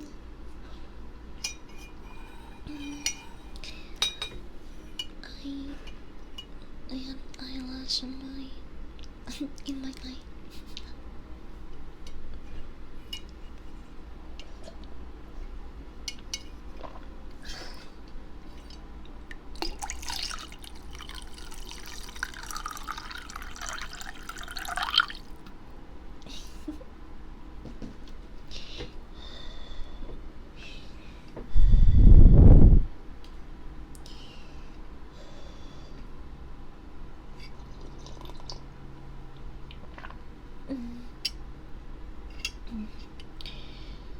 Oh, my tongue, right. It's Tuesday. Guys, don't let me sleep. Seaweed. No, that wouldn't work. Saw us E-sex. Oh no, we need an X. Where's my hat?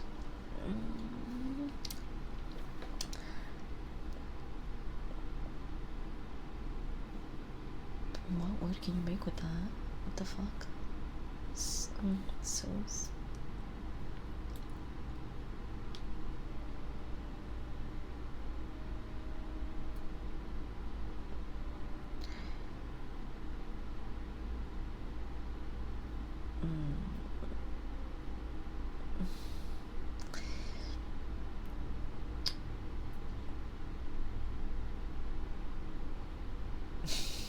I just keep making up words with letters that are missing.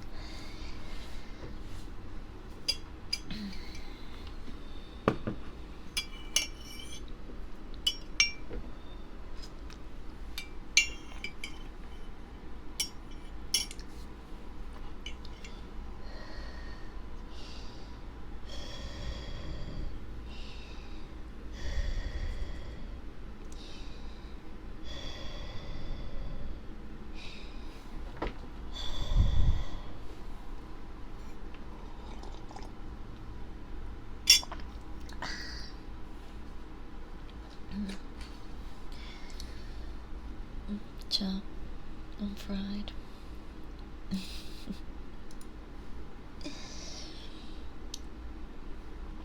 Oh, look, I have all these tabs open.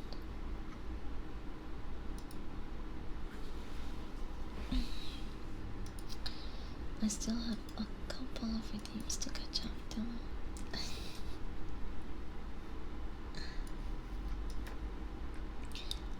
Hold on, I'll get them.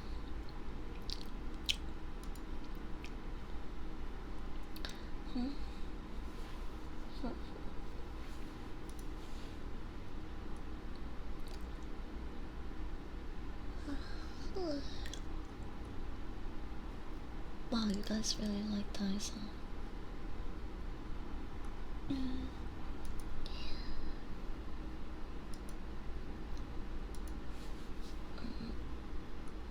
My cramps are starting to really bother me.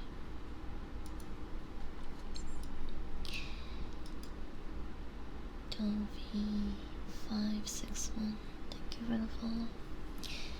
And cheers.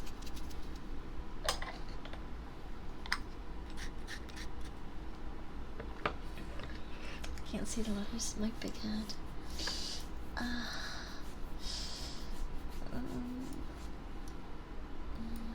scratched a good itch. Here.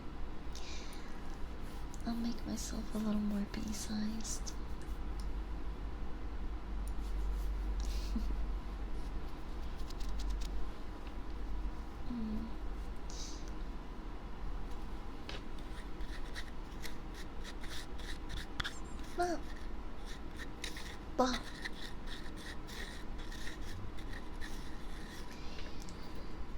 I love you. Mwah. Mwah.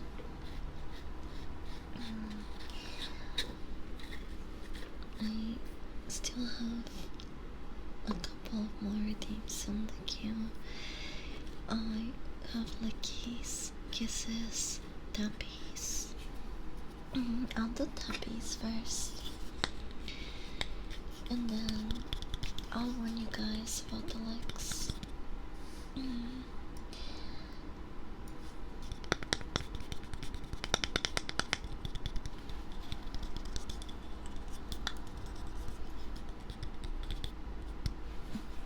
it comes.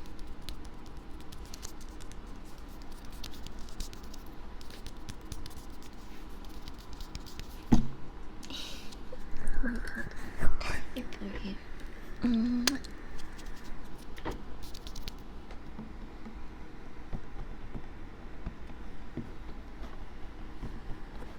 Did you get mine? I think I did.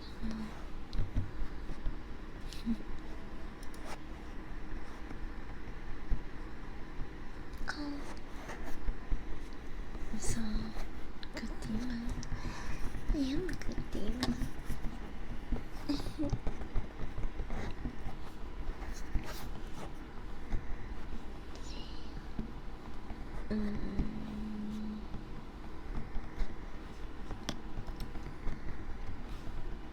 Paint? No, paint.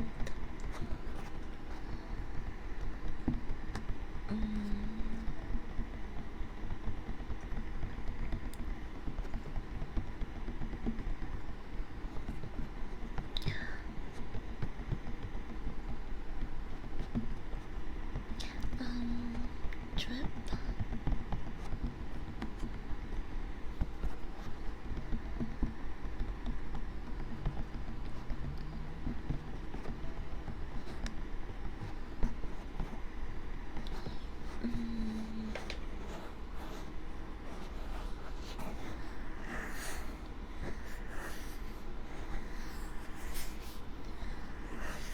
Hi Gary.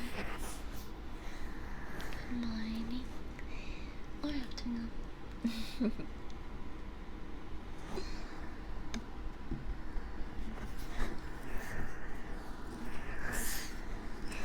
That's a good boy. Why? Okay. I'm gonna do the kisses and lickies. So if you're comfortable with that, you might want to mute me for the next minute.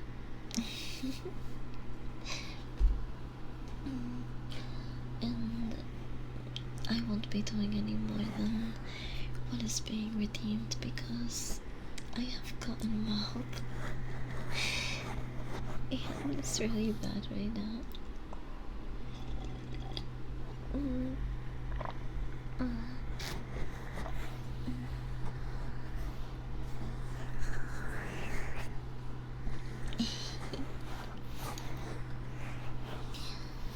So,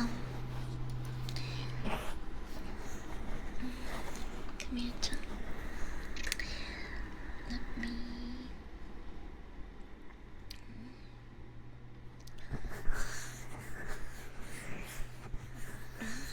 Let me slurp up the brain ooze. Come here.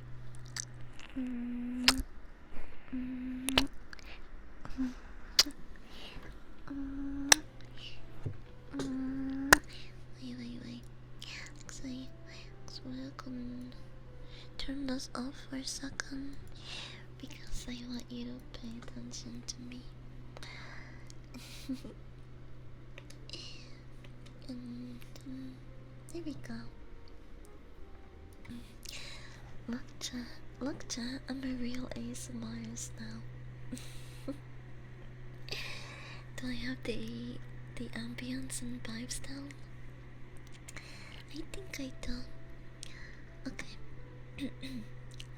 My voice slipped. What do you mean you always have been? You're right.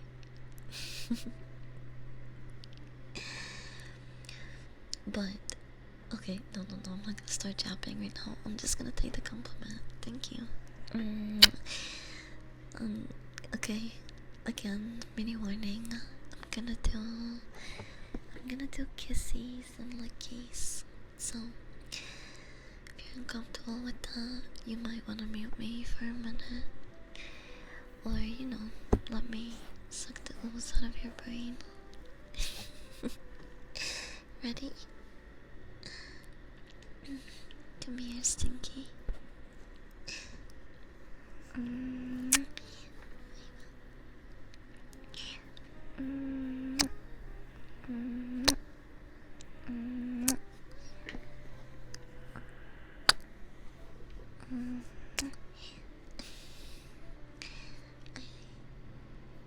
I lowered the intensity, but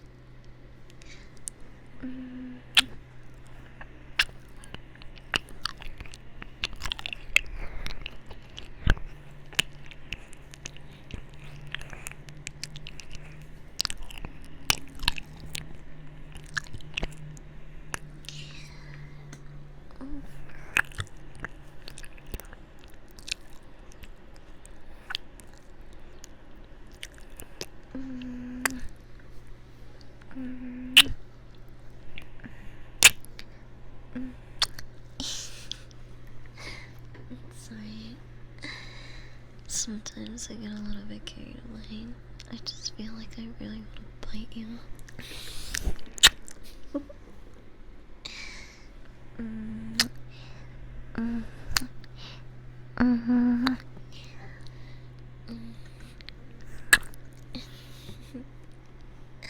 Should I be more gentle?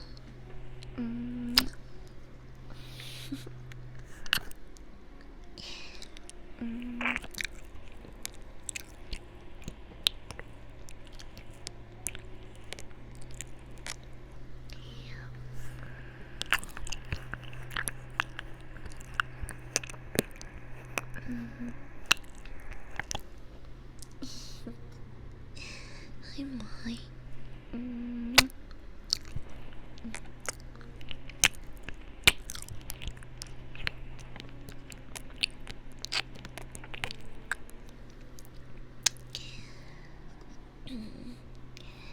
Hope you and Jen have been having a good morning. We have.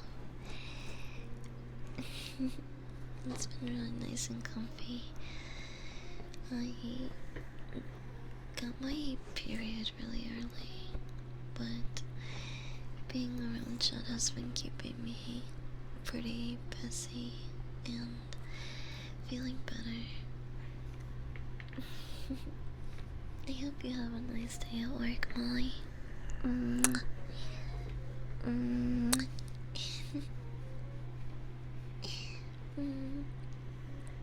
I'm actually doing some triggers and redeems. Aren't you proud of me?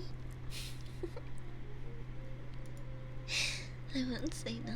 Okay, well, that's it, chat. That's all I needed. I'm biting you. Cyprate says biting is welcomed as well. It seems you guys don't mind.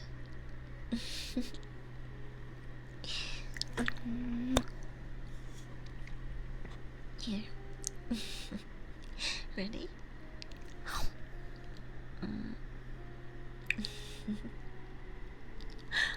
I'm always proud. You guys are the best dog sitters. I'm very proud of you guys too. Even if you kind of come back home really smelly.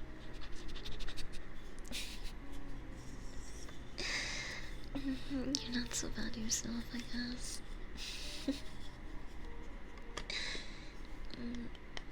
Fight hard so the work stays all day. Okay, you asked for it. Ready? Maybe it's better if I don't do a countdown and you just don't see it coming. I love seeing people's reactions when that tends to happen. It's more fun that way. Huh. Mm. Mm. Huh. Mm. Mm. Mm. Mm.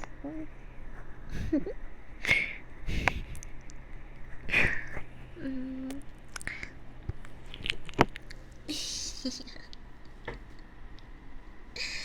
Whoops. Mm.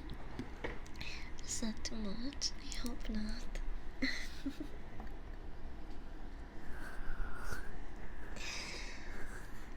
Work is not so bad, is it? Look, I stopped before I could break any skin. Actually, it went pretty easy this time, but enough to leave a mark throughout the entire day. Just like you asked.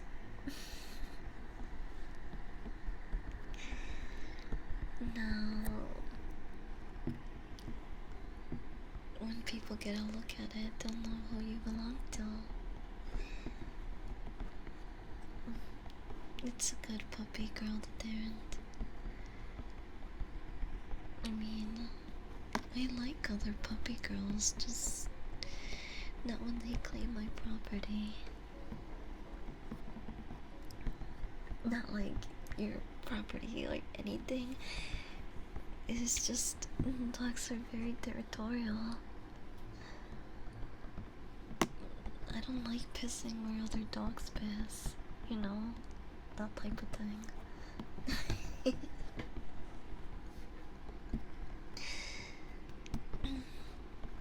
I'm not jealous or anything.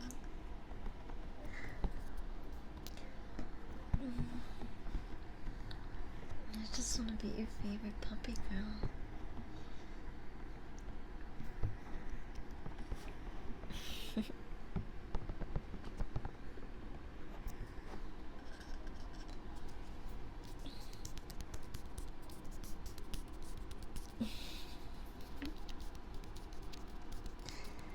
You cough. I love my stinky dog sitters.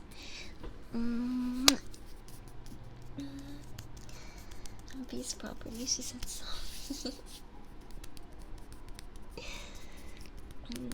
Well, if you guys want to be my property so bad, I'm gonna do it. I'm gonna force you to start a new show. Okay, so I'm watching. Well, that's why I started Prometheus last night, because my roommates freaked out when they heard I've never seen it. But you know what I'm making them do now? Having them sit through the first season of Game of Thrones, which, like, by comparison to House of Dragon, is really bad.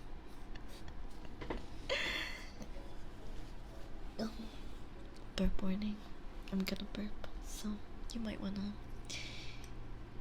lower your volume or up it, whatever you wanna do.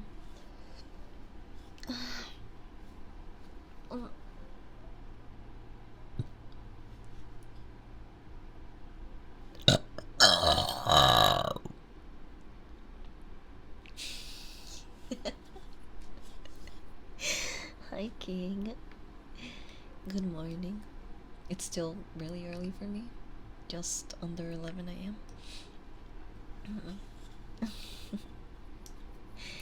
On the way up. You guys are freaks. I love it.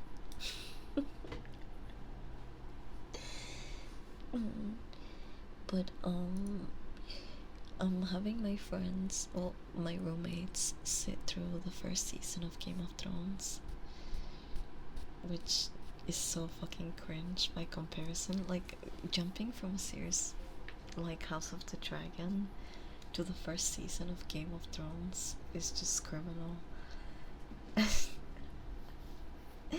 But it does get better. It gets so much better, and then it gets kind of shitty again.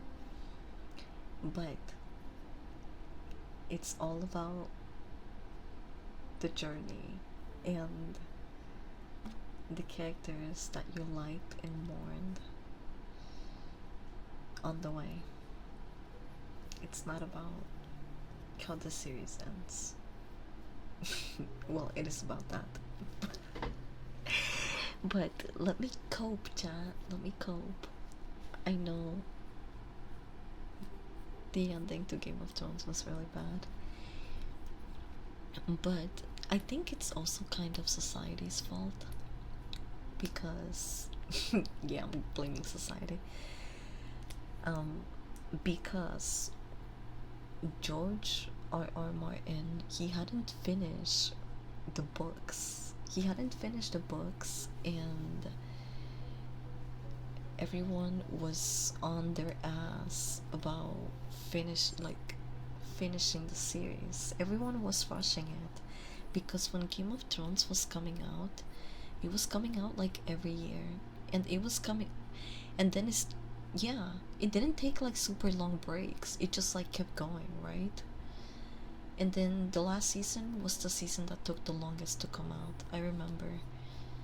And people were like anticipating it for a long time, and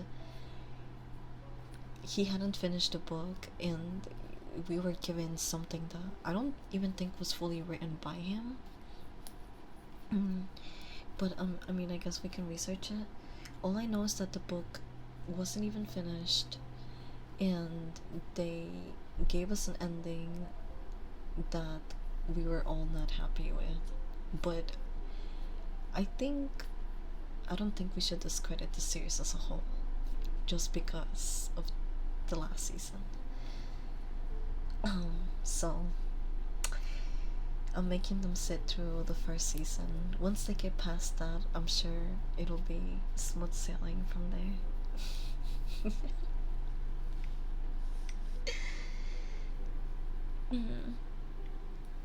They got the Star Wars deal, so they rushed it, and they lost the deal at the same time for rushing.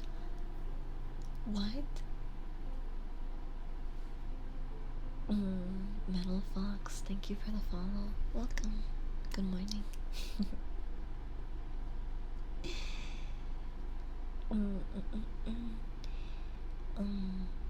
But yeah.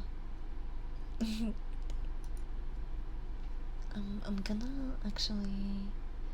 I only remember Ice. I haven't watched the first episode yet.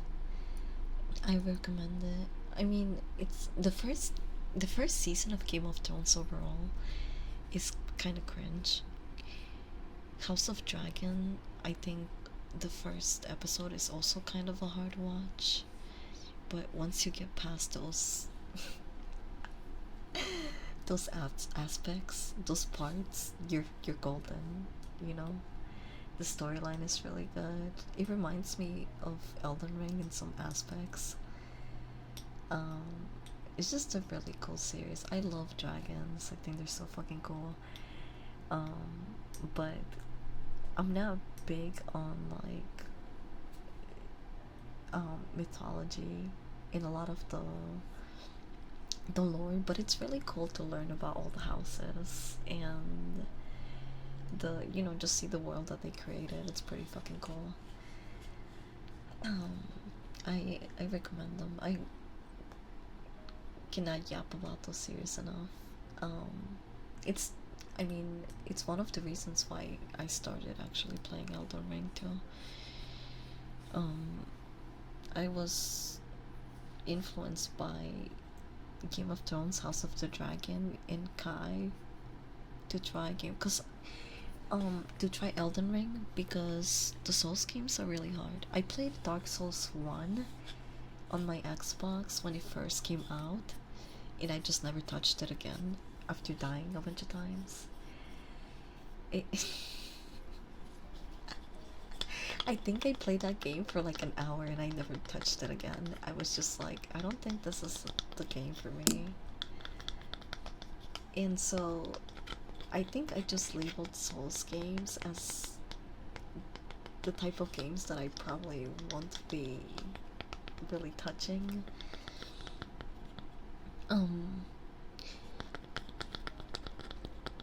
And then and then um and then I got, inspired to play Elden Ring, and I've been playing it slowly, and it's not as bad. Maybe, I don't know. I don't know if I have the patience to play Dark Souls 1 and 2, but I really do like the aesthetic of the games and the storytelling behind them. I think it's really cool. I'm not built for grinding games. I like just playing games for fun and not being perfect at them. I used to be really competitive and like a perfectionist when it came to certain games, but that's so toxic, especially if you're not like doing it as a profession, or like, something that, I don't know, like, I just can't excuse taking games way too seriously unless that's like your career, your life. um because I've seen a lot of ugly sides of like gamer rage, and it's like such a turn off. um and I can't, like, I'm not perfect. I gamer rage. I have really embarrassing clips of me yelling at the top of my lungs. But the first time that I ever, like, I got in a long distance relationship with a streamer, the most like cringeworthy moments that I can recall and just remember being embarrassed or just like wanting to, I would leave the stream when this happened. I had like, I I was with like someone that raged really hard sometimes in League, and like you could hear them scream or like slam their desk, and it was just the most unattractive thing. And I don't know, it just like rubbed me the wrong way. um oh, and also it's just like really sad to see. Have you guys seen um that clip of Faker slamming his head against the wall after losing a league match? Like, bro, come on. I understand being upset, but like, how is that going to solve anything or like help you in any way? You know what I mean? I know you need to sometimes take out your rage on something. You're really upset, but like, go punch a punching bag, dude. I don't know. Like, why hurt yourself or like break things? I don't get it. I don't know. I am too aware. I mean, I've seen it. Good to hear. I have one good trait of not raging at games. Yeah, I think that's pretty attractive. Not losing your temper during games, because I think games, yes, they're competitive. Yes, there's some people's careers and lives, livelihood, whatever. But at the at like, when you go back to a lot of the game's roots, they're meant for you to have fun, you know? They started off like that, and a lot of people should remember that, you know? Even in competitive settings, it's not that deep. I don't It's never that serious, is what I'm trying to say. But it's understandable being upset when you are losing a competitive game or ranked, whatever the fuck. But still, I don't think it's grounds for breaking shit or hitting yourself against things. It You look ridiculous, and I guarantee you, anyone that's like witnessing that either feels sorry for you or is no longer attracted to you or is losing attraction, because like, I understand emotions and like being irrational, because again, I've said it, I'm not perfect.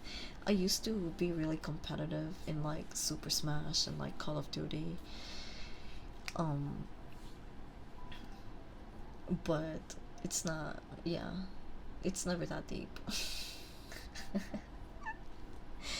I never let my rage get to a point where like I'm throwing things or hitting people or hurting myself. I had to force one of my friends to uninstall Rainbow Six Siege because of the insults he would throw at people. Yeah, I that's also another thing that like I understand as well. Especially because like I'm kind of comparing it right now to road rage because people have really bad road rage as well. I've had some dude. I was driving in this town one time that where I didn't fucking know the roads, and so I meant to turn at the end of this intersection, right? I meant to turn one way, but the lane that I was in was only to go straight. So I was like, I hope someone is sleeping on their wheel so I can just cut in front of them on the other lane. And I try to drive pretty safely, right? So if the car in the traffic was going really fast, I would not cut in front of anyone because I know that I'm going to probably get hit. So I wouldn't do something stupid. Whoa. My bad, I couldn't warn you guys. Sorry about that. I'm here. Sana. Sana. Colita de rana. Sino sana hoy. Sana la mañana. Hi, Sander. Good morning, homie. How are you? I won't lie, I do get rage at some games, but at the end of the day, I know it's a game, so I can't get too mad. Yeah, like when you think about your life, like the bigger picture of things, unless you're like competitively playing, and that is your fucking life in the field that you're becoming a professional and earning your living in. Okay, that's a completely different scene, right?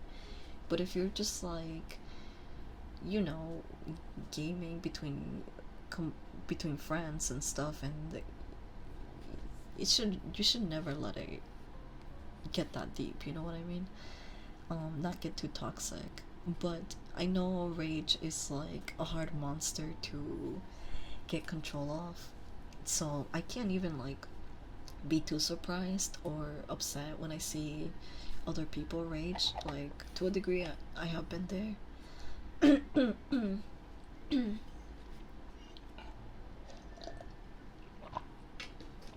Oh man, hold on. Okay. Yeah, that was a nice verb.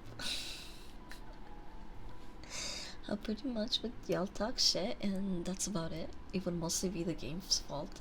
At the time, like, input lag is a bitch. I fucking hate that. I hate when it starts lagging like that. Yeah.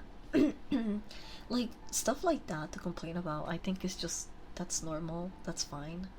But when you start actually throwing insults at people and taking things personal and breaking stuff, that's when I feel like you need to go outside for a little bit and, you know, mm, realize that it's not that serious. If I get mad at the game, I play a different game. Yeah, yeah. Um, but anyway, I know some people's rage gets really bad. Let me tell you guys. One time, I cut off in front of someone at this town that I wasn't really familiar with, right?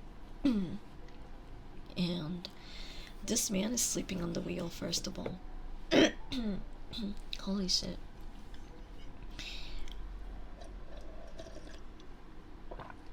I'm getting that sexy, raspy smoker stone.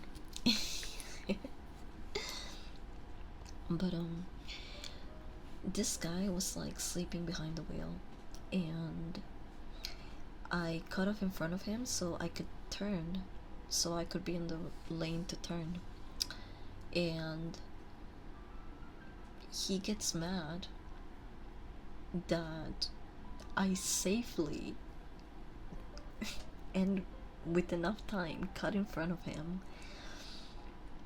and he gets so upset that I cut in front of him that he starts yelling at the top of his lungs. Um, and I forgot what the fuck shit he even said to me, but this man was like red as a tomato, driving a. He was right. What was it? I'm not sure what kind of car it was, but it was a topless car. So it was a nice day, and he was in a convertible, but I just don't remember what type of car it was. And so he's yelling at the top of his lungs and getting beat red, and I'm just like, I don't have to listen to this shit because we're driving, first of all. And so I start speeding up, and he speeds up, and then I speed more, and then he speeds even more, and he starts fucking chasing. He starts driving around, actually chasing me and tailing me. And I'm like, dude, what the fuck is your problem? Like, I cut in front of you. First of all, I think he was texting and driving, or I don't know, just sleeping behind the wheel, because he gave me enough time to cut in front of him.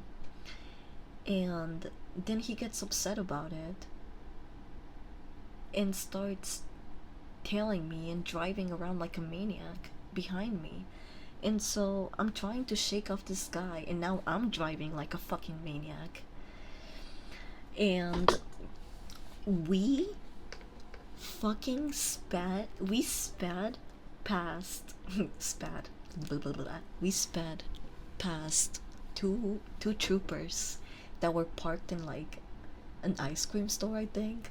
I don't know. There were two cop cars parked right outside a store, and we were like driving by at like 100 miles per hour, like 100, or maybe almost reaching above 100. And I thought the cops had seen that.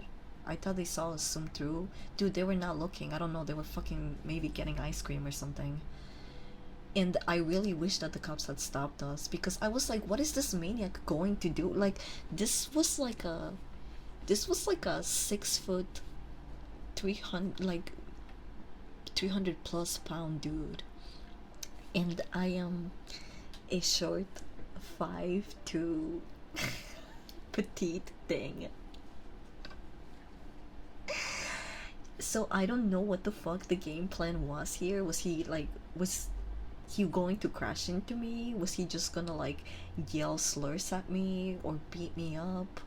Like, what the fuck was the plan here? I don't understand what he was doing or what he was trying to accomplish, but I wasn't gonna stop for this fucking psychopath. And so we are driving like fucking crazy through the streets.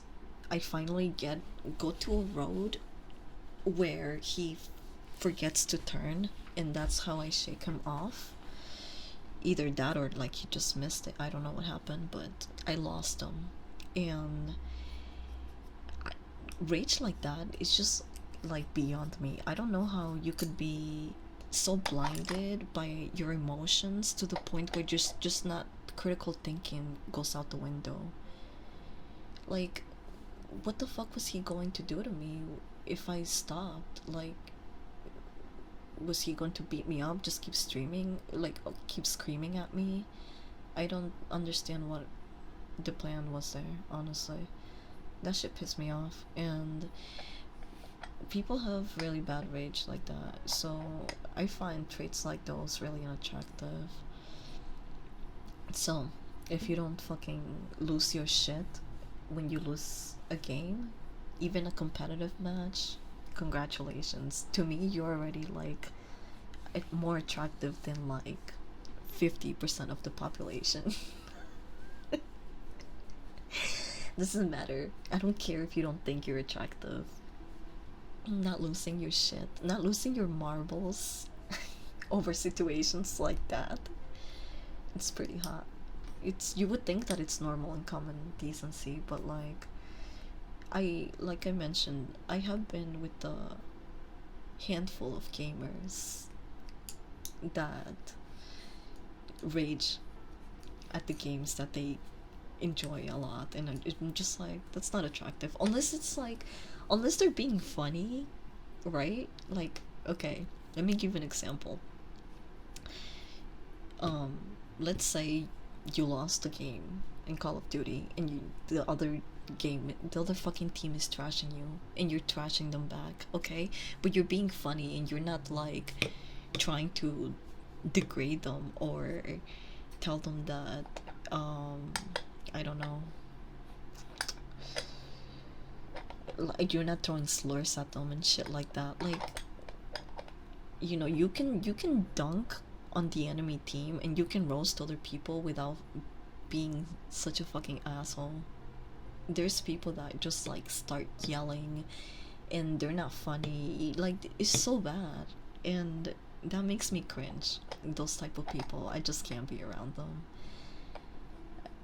It's so embarrassing. I definitely been in like, there's times where I've tried to socialize with other people or try to game with people, and then we'll like lose the match and then start fucking yelling back and like throwing slurs at the other team. That's when I'm just like, all right, I don't think I want to play with you, dude, because I don't want to be hearing that shit.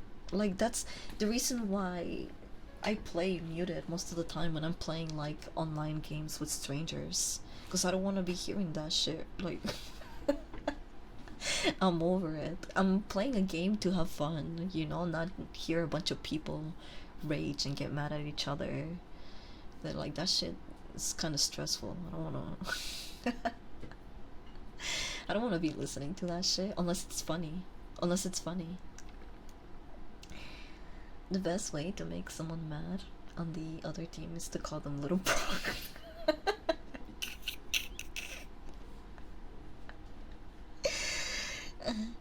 Don't let them find out I'm black and the heart R comes out immediately.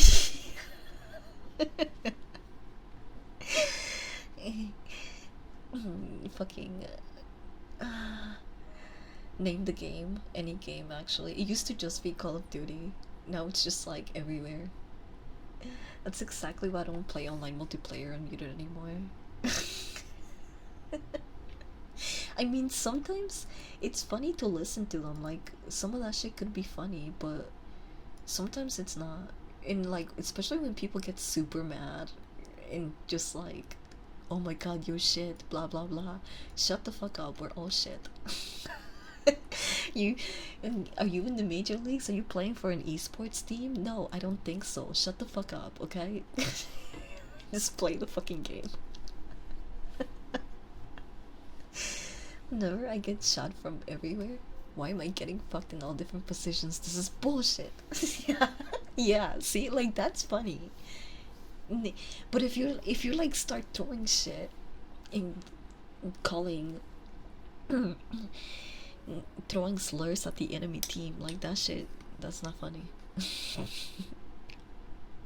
And I probably won't ever want to be in your team or play games with you again. Call of Duty, Valorant, you name it. Yeah, any first person shooter game, lobbies like that.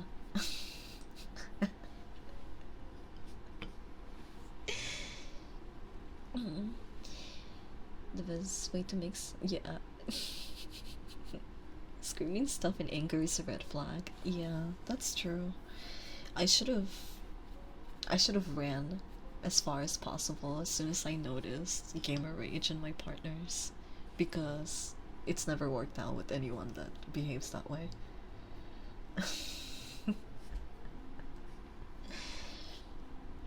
I don't rage, I simmer. That's a nice way to put it.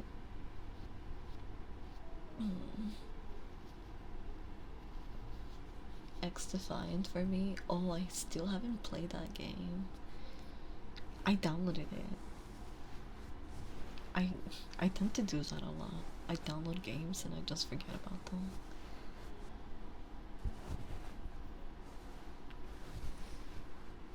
any fandom can be toxic, but I do feel like first person shooters are on top of the list. Yeah, that probably explains a lot because I grew up playing those games. So a lot of stuff doesn't bother me. The other day, I was, I like had no,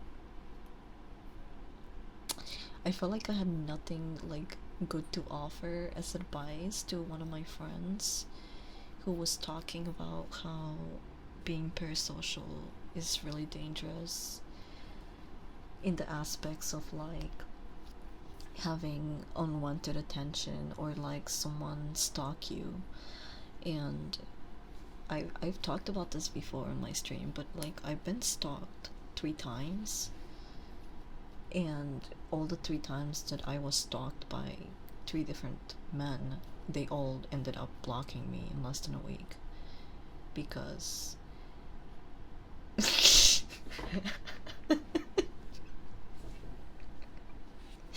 because I'm just fucking built different, okay?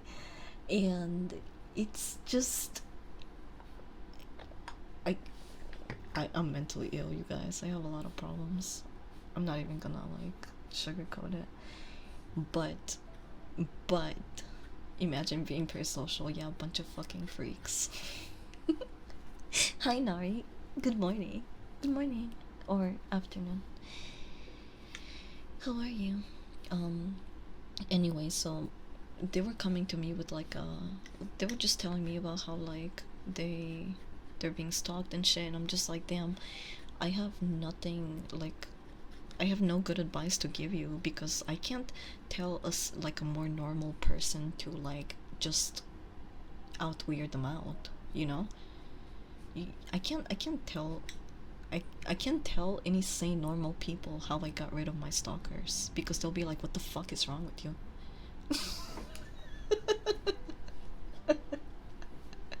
But man, sometimes when you grow up in the area that I grew up in, you know, you just do things differently. You just you're just built differently, chat. And you know, that's I'm not going to I'm not gonna give details, but um yeah, I just feel bad for people that get themselves in these situations, especially because being a creator that dabbles in a lot of like personal content, or just like content where it's very easy for the viewers and streamers to have like a parasocial relationship. I know it can be a very hard place to navigate certain interactions and feelings, of course. One of the things that I try to keep in mind is that people, at the end of the day, they're human, you know? Um, which means that I can probably be worse than them. I'm kidding. I'm kidding. I'm kidding.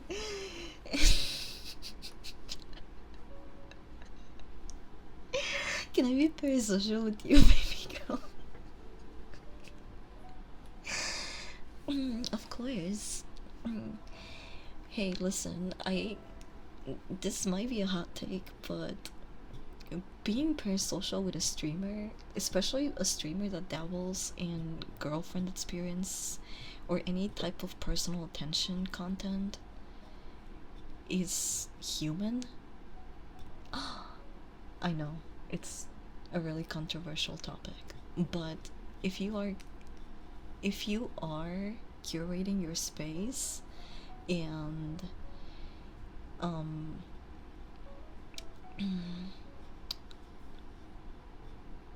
hold on, I'm thinking of a word that's missing.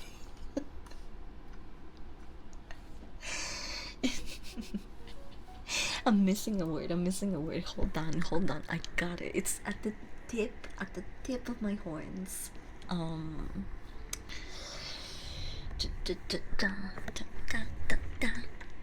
Come on, come on, come on, gears. Turn, turn, turn.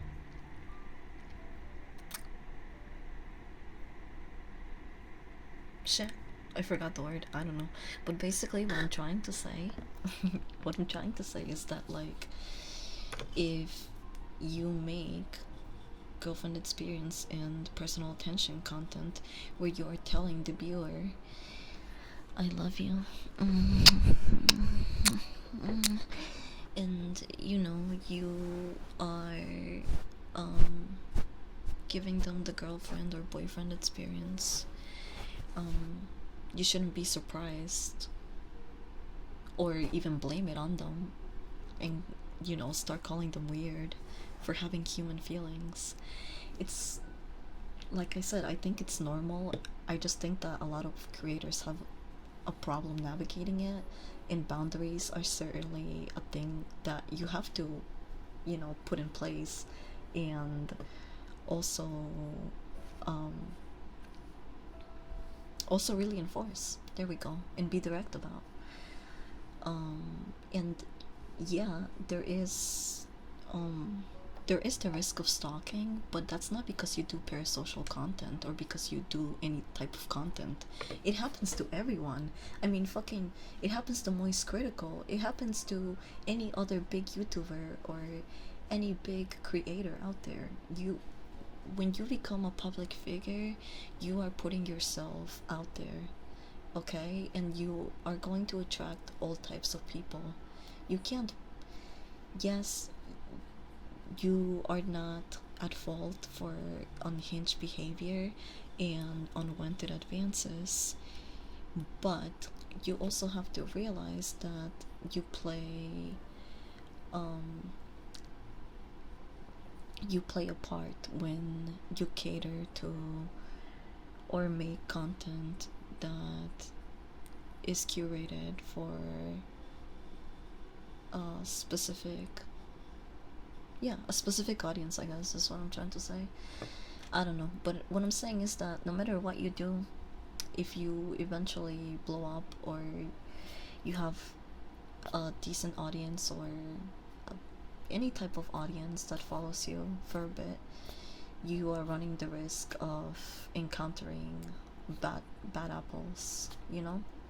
And you have to be ready to confront that, and that's why content creation is not easy at all, especially if you have poor communication skills and, you know, you don't like confrontation.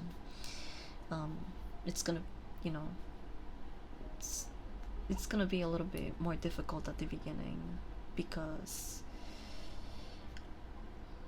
well, you're not gonna have, you know, a lot of people to help you around and moderate things and stuff like that. You know what I mean? Like right now, I have in my doghouse, I have 2 mods. That's not a lot of help, but it's more help than I used to have, and I feel like I can really trust and rely on them. I'm going to lurk for a bit. Have a cozy lurk. I think that it doesn't matter what content you do, it should be respected. It's an obvious thing that the creator is creating content to comfort people, especially in the ASMR section, because a lot of people sleep to it at night. Yeah, exactly. Exactly. At the end of the day, I don't think anyone should be made feel uncomfortable or harassed or, you know, be held accountable for by the way that someone feels because of the content that they put out.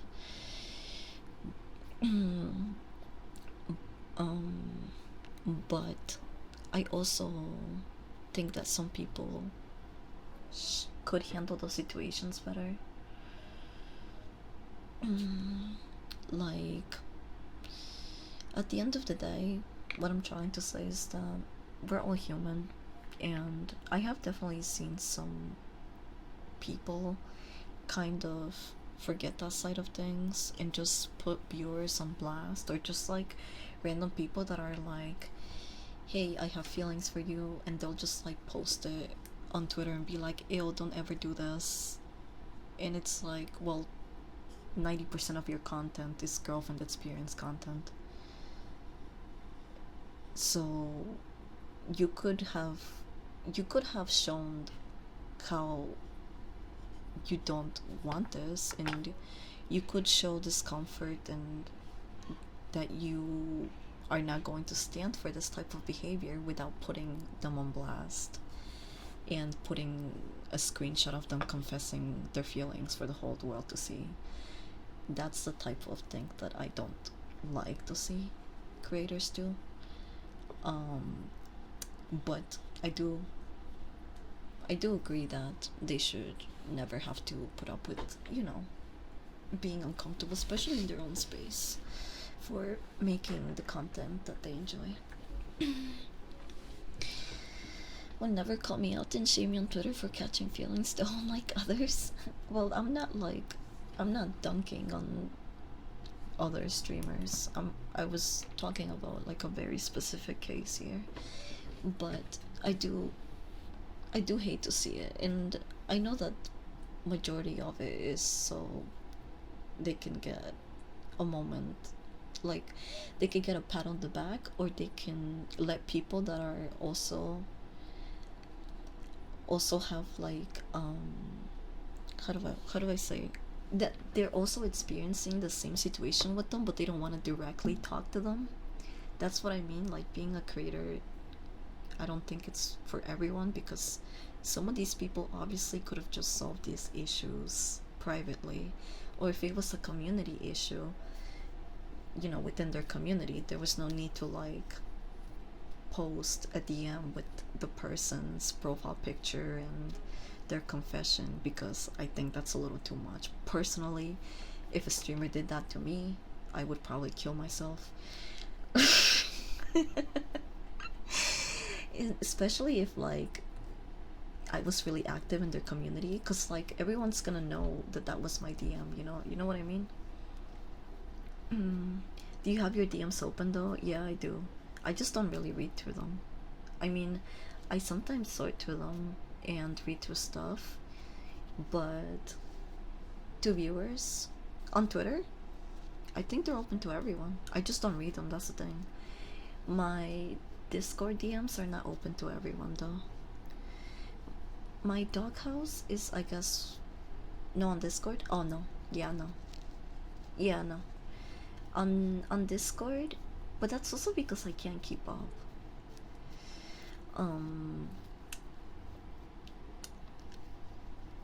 You would get very interesting messages, even if you're parasocial or not. Yeah, no, I get my daily dose of interesting messages already on Twitter. So I can only imagine how much it would be on Discord. But Discord, I have so many people added that I had to stop the incoming requests for a bit. Right now, I deleted so many people that I have room again to add people, but I just don't. If they're strangers, or if they're not anyone that is not active in my doghouse, then I just don't really reply to them. I forgot I was supposed to hit you up. Yeah, see, I'm sure your DMs. I do this thing where I like reply to things in my head. I and then I just don't reply to messages and tab out. I do that a lot. And it's also the main reason why, like, at the beginning I would close DMs. Because at the beginning when I started streaming, I wanted to be friends with everyone. And then people were like, you don't reply for days sometimes, and it would make me feel so guilty. Burp warning. I'm gonna burp.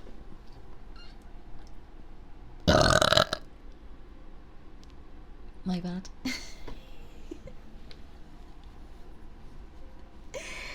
That's why I closed mine.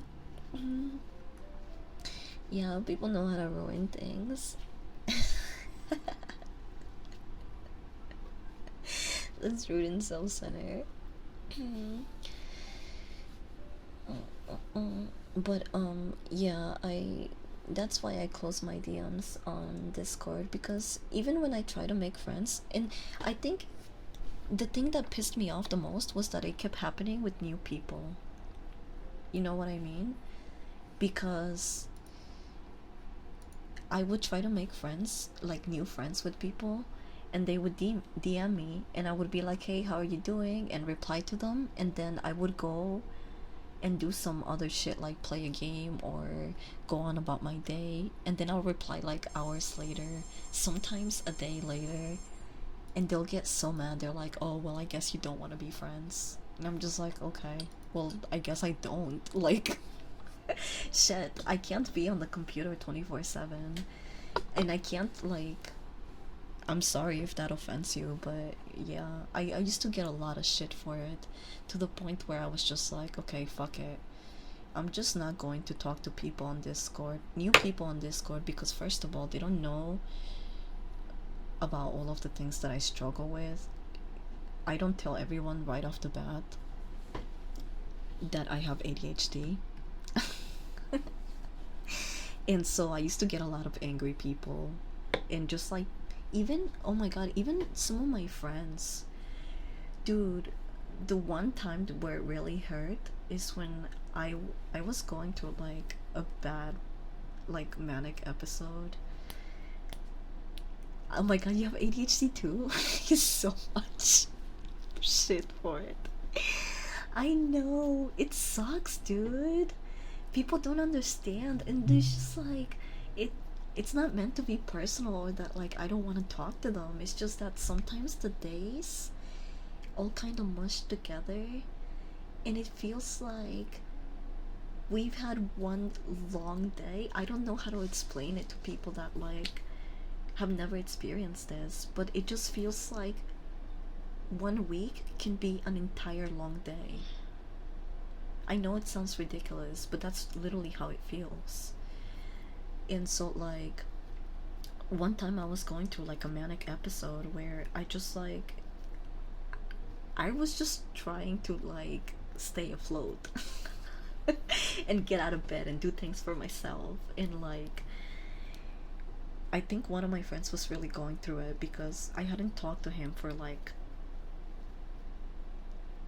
3 weeks, and he was like, oh, I don't think you're interested in being my friend anymore. And before I could even respond, or say anything, he blocked me. And like, that was, that shit gave me like newfound trauma. I was so scared to like befriend people after like a couple of days after that, because I was like, dude, I knew that guy for like a year. I knew that guy for a year, and I didn't reply to him for 3 weeks because I was going through shit. And like, damn, dude. And I felt like the worst. I felt like shit, dude. And then he re-added me a week later, and he was like, oh yeah, I'm sorry about that. And I was like, damn, dude, I don't know if I like want to be your friend again, cuz like, I don't think you understand what it's like to be my friend, or like, you know what I mean? Like, if you are like high maintenance when it comes to friendships, if you need to absolutely be in contact with someone every day, I feel like I might not be your type of friend. But I do try to be there for the stuff that matters. That, I will say that. I might not be there every single day for you, but I will show up when you need it the most. And I will be there, like, to support you when it's, like, the most needed. I try my best to actually show up for the people that matter to me. Even if, like, I'm having, I'm going through it myself, you know?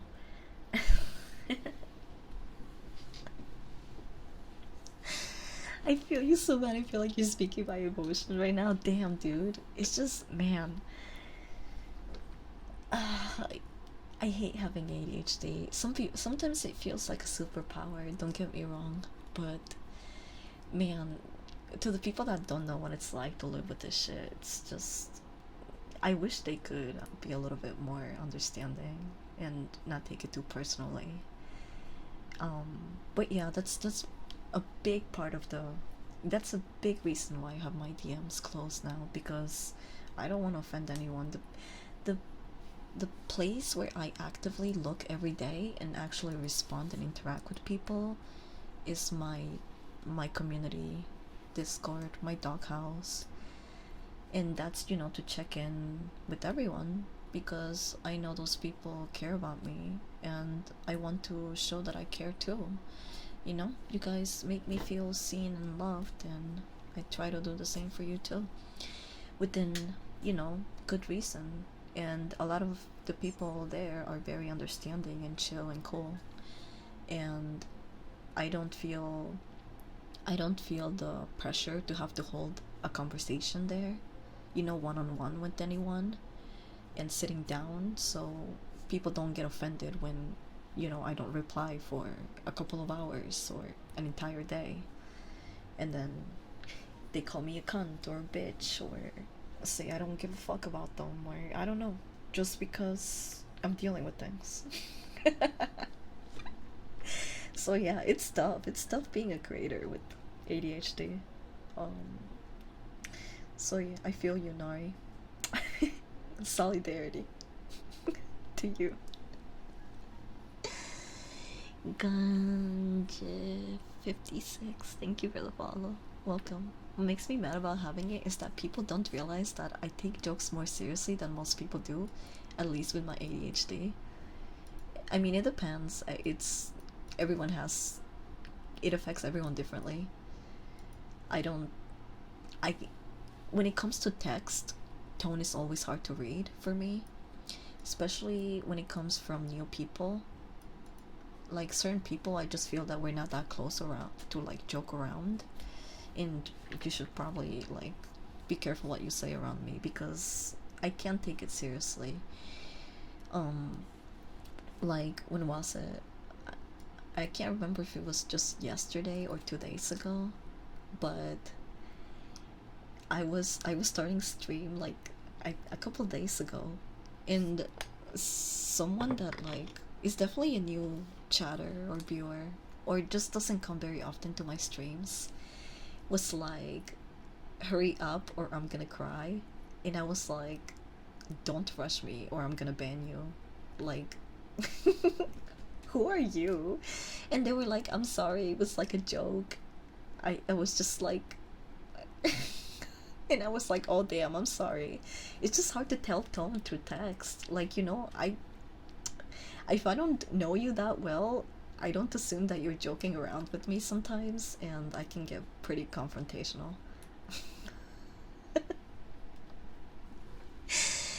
But I also blame it on, you know, text. Just saying stuff to text is very different to just saying it to someone, right? Because they can't read tone. I've definitely written a bunch of jokes that completely sounded off or weird because there's no tone in them. I once wrote a joke about um where was it? It was a tweet that was kind of like meant to be sarcastic and satirical. I said something along the lines of, um, oh no, you should totally join that. You should totally join in the middle of their Discord call, drunk as hell, and don't, and never let anyone talk. That would be such a fun idea. People love it when you do that. I said something like that because I was like poking fun at like people that do that on Discord. And someone commented with like, why are you encouraging people to do this? And I was like, no, I was being sarcastic. It's like, you can't read tone. Like, through text. So obviously, it kind of sounded like I was encouraging that, but I was, I was making fun of it. I was like, "Oh no, people love that. You should totally do that." Um, that does sound kind of fun. Yeah, just don't do it in my server because I'll probably kick you out. I I don't mind people having fun drinking or smoking or anything as long as they're not rude about it. Because this specific instance that I was talking about was in the middle of a movie. And I guess when you're on Discord, it's not so bad because you're not really picturing the situation or like how you're coming off.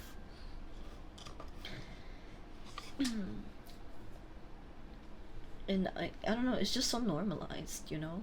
Like people going into random discords and just like saying some stupid shit or behaving a certain way. The problem is tone disappears in text. Yeah. Don't I know that? It's a way to figure out tone through text if you know the person's personality. Yeah, that's true.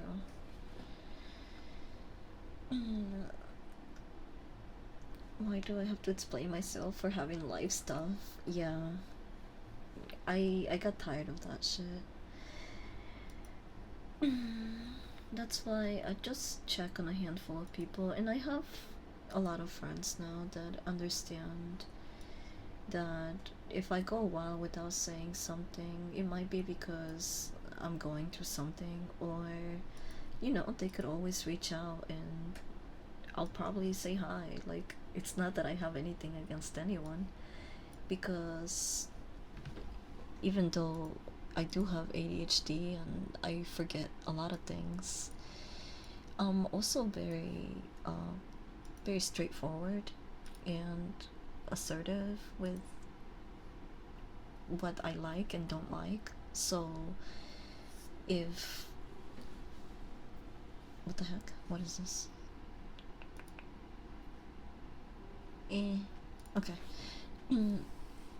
So like if I have a problem with someone or anything within my space, I'll probably mention it or, you know, pull someone aside and talk to them.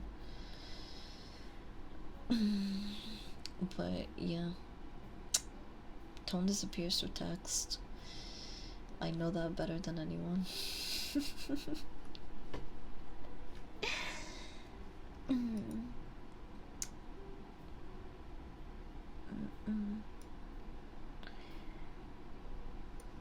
What the heck? Dang. I'm looking at food pictures. Chat, I'm getting hungry. It's about to be that time, actually. Why don't we take a goodbye hit? Oh, I hate saying bye. I don't. But we dropped enough, and I'm fried. I need to get something in my belly.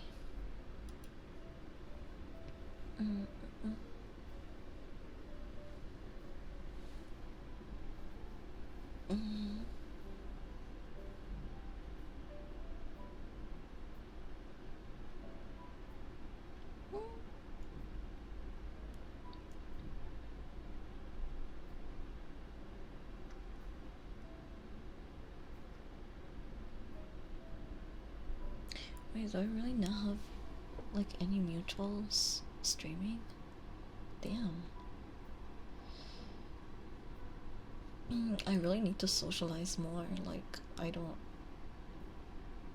know anyone that's streaming currently. ASMR, I think.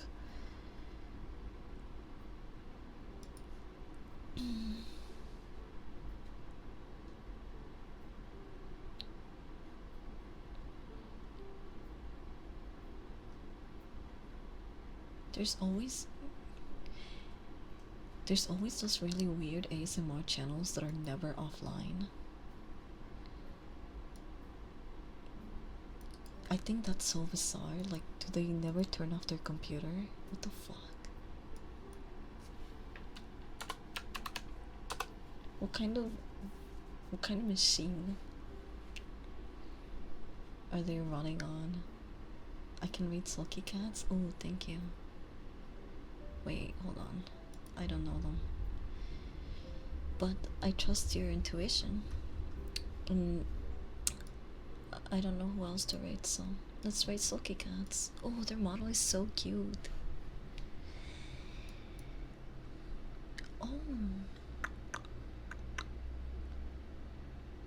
Hey, their model was made by my first model parent. That's really funny. Airy? The first model that I ever got was made by that same artist. But that model wasn't really anything like me. If I'm being honest, that model was more like VTuber culture catered.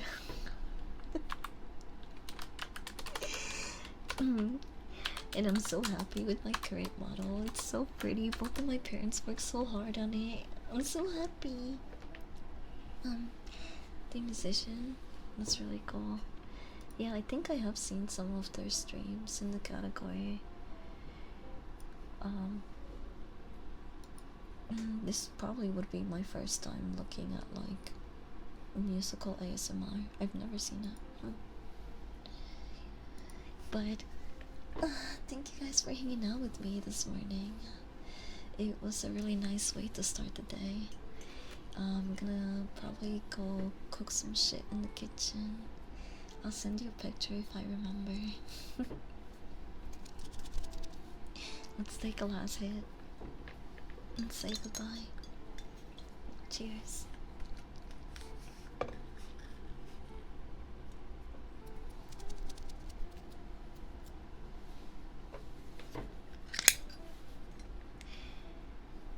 We're relieved awake. Come on, don't hide from me now. We're almost there. Chat. I'll miss you. Oh. The way that the countdown is still going and they just went on BRB screen. Why does this always happen?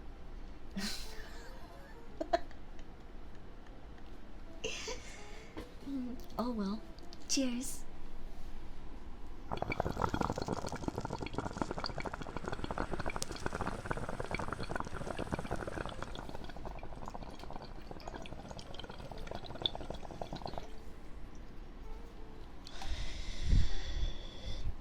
Bye, Stinkies. Take care. Love you.